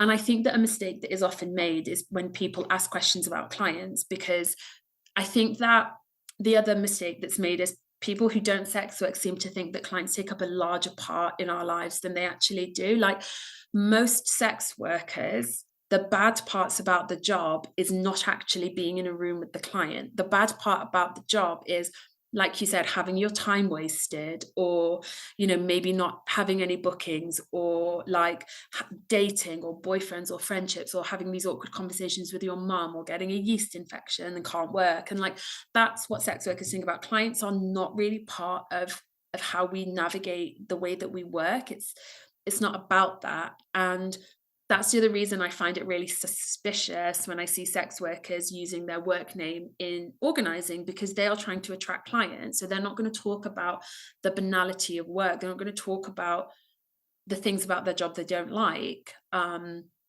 going to pretend that they love everything, and they love having to get their legs waxed, even when they're on their period and they're tired. And, I'm sure they just love all of this because they just love clients so much. But right, but it's just so it's not part of it. And I think that is something I do want to say is quite important when people ask questions about clients. It's like, I'm not going to answer you, not because your question offends me, but because it's not relevant to my politics, and it's not relevant to any of our politics. As soon as he leaves my house, he ceases to exist, and I forget what he looks like. Like, it's not important to me. I guess that is another thing that I wish people would know more. Like, if you are a sex worker, sex workers, how banal the job is. Like, I remember posting on Twitter once, and it was a picture of a girl looking at her phone, looking confused. And I was like, this is a more accurate representation of being a sex worker than seeing a girl like bend over a car in stockings. I'm like, most of it is just like looking at your phone, being like, it was on the ad. Why are you asking me this? Like, just like, it's so banal. But that's the kind of thing that I sort of like wish, and you would only know that if you know sex workers or you've done sex work. Like, that's the kind of boringness, mundane reality of work that's just like, God, it's my job would be easier if I had no clients. Like, that would be the easy part of my job in a weird way. But yeah, I hope that kind of goes some ways to sort of responding to fantastic. Yeah. Thank you for that answer. The next question is from Abigail, who asks, when arguing for decrim, one common response I've got is that the state needs to be involved to prevent sex trafficking. How do you argue against that when you're presented with it by people?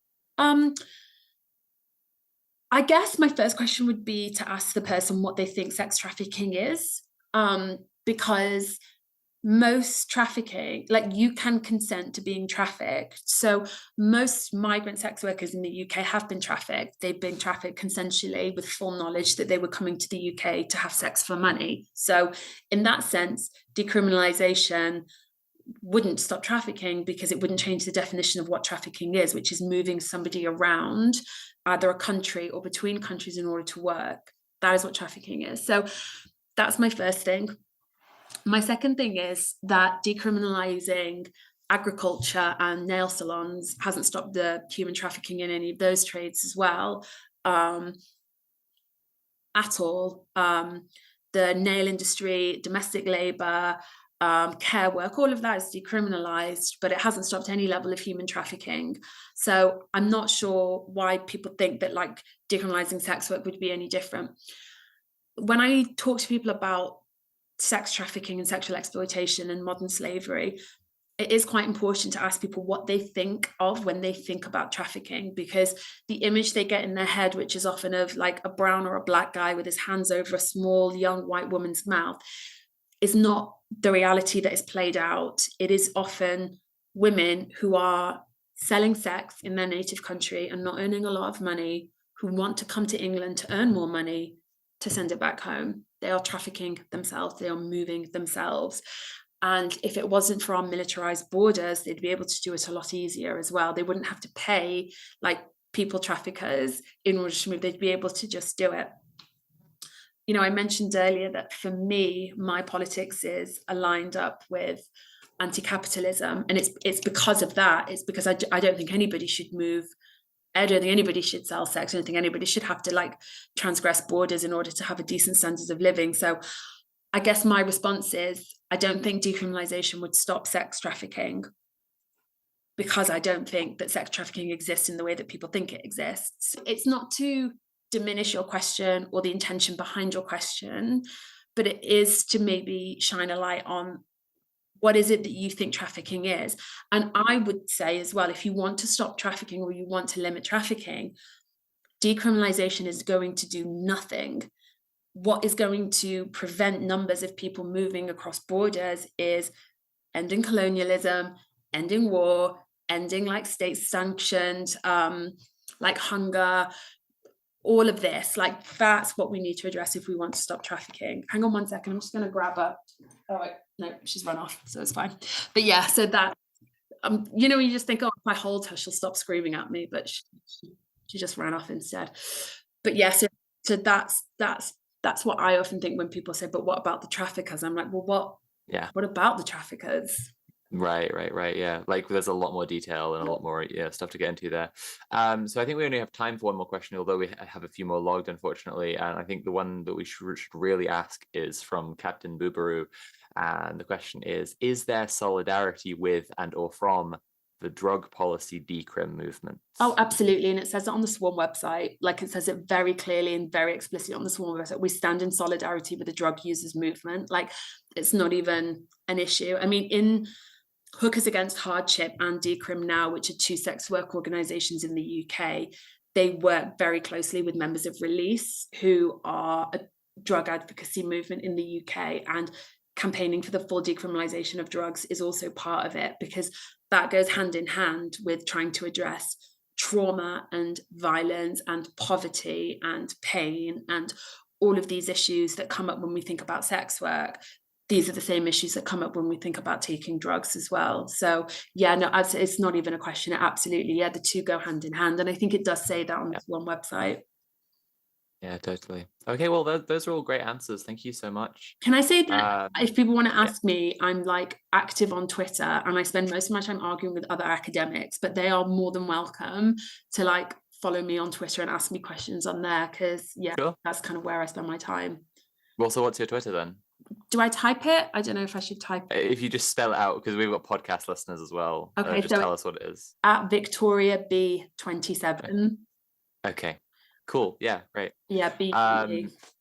So just before we ask for where we can find Swarm and all that, I think you've been told about the homework. We like to ask guests to set a little homework for the chat. You did, and then I completely forgot I was doing this until about 2 hours before I came on, and Conrad emailed me and I was like, shit, only because the date wasn't confirmed.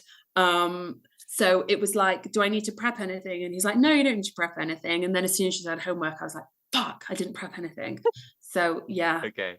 So well, we have something down in the notes, which is actually fabulous. Oh god, I've already done it. Amazing.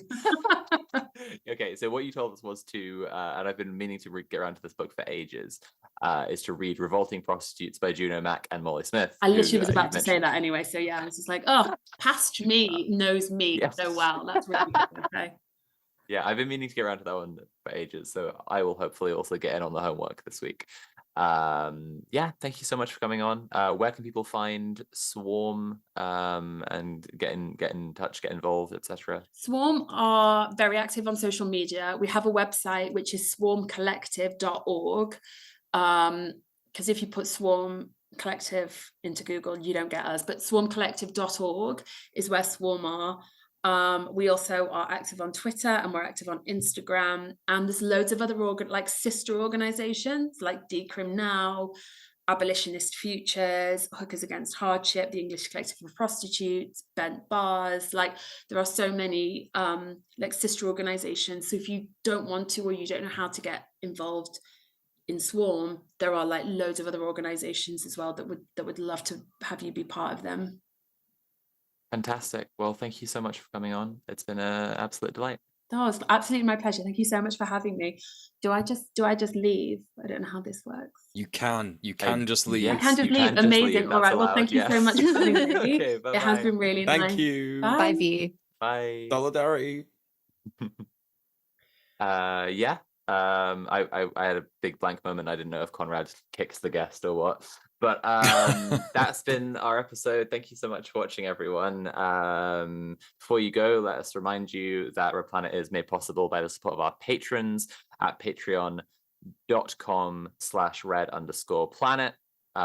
We are trying to wrap up the episode promptly, so we'll just remind you there are multiple tiers you can read about if you go there to that website, patreon.com/red_planet. And at the highest tier, you get a special thank you in every episode for being a sicko. So this is a thank you to our sicko mode patrons. Thank you, JBP, Queen Pib, Cassie Tastrophe, and Risk Inverse for being our sickos. But to tell me a little bit more about the sickest sicko of all, DJ Mule, yourself.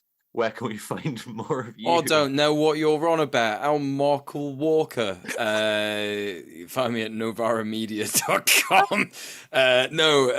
Thanks. Yeah, you can get me at linktree.ee/DJ MUEL. I got a new video in the works. I'm not going to tell you what it is because then there'll be too much pressure on me and I won't do it. But you can go and check out some other writing that I've been doing on my Patreon. I've had like a little bit of I guess, inspiration to do some random free bits of writing on Patreon. So go and check out that one that I just did it last night. It was just like thoughts about activism, and I shared a little bit of that in the episode here today, but you can check it out, patreon.com/DJ MUEL, and also consider giving me money there. Someone else that you should give money to is Sophie from Mars. And where can people do that, Sophie from Mars? Thank you, DJ Mule. You can find all my links at linktree.ee/Sophie from Mars, all one word. I'm making no secret that I have been struggling a lot in the last few months, really worried about being able to keep my home, being able to afford my rent, being able to afford HRT and food and bills. So please check out my Patreon or give me money directly through Linktree. Would appreciate either of those. If you want to help me out, I would really appreciate it. Friends are helping me buy groceries and HRT at the moment, and my birthday is also coming up. That would be nice. Also, I have new writing up on Patreon regularly, and I'm going to be back from hiatus and making videos soon. And when the videos are up, they'll be up early on Patreon. In fact, I'm going to be making quite a few videos and having a ton of them up early on Patreon for just $2 really soon. But that's where you can find me and where you can find Mule. But what about lovely Kira? Where can people find more of you? Me? Oh, wow. Well, you could find all my links at Linktree. Well, not all of them. Most of my links. I took some down if any of you notice for reasons, but they might come back up. But most of my links at linktree.ee/KiraChats. Honestly, the best place to find me to ever want to talk to me is my Discord, discord.gg/KiraChats. And I will be announcing that website one of these days soon, the website that's in development. So stay tuned for that. But we also have a missing host. Where can we find Tim? That's a For good all the question. Tim heads.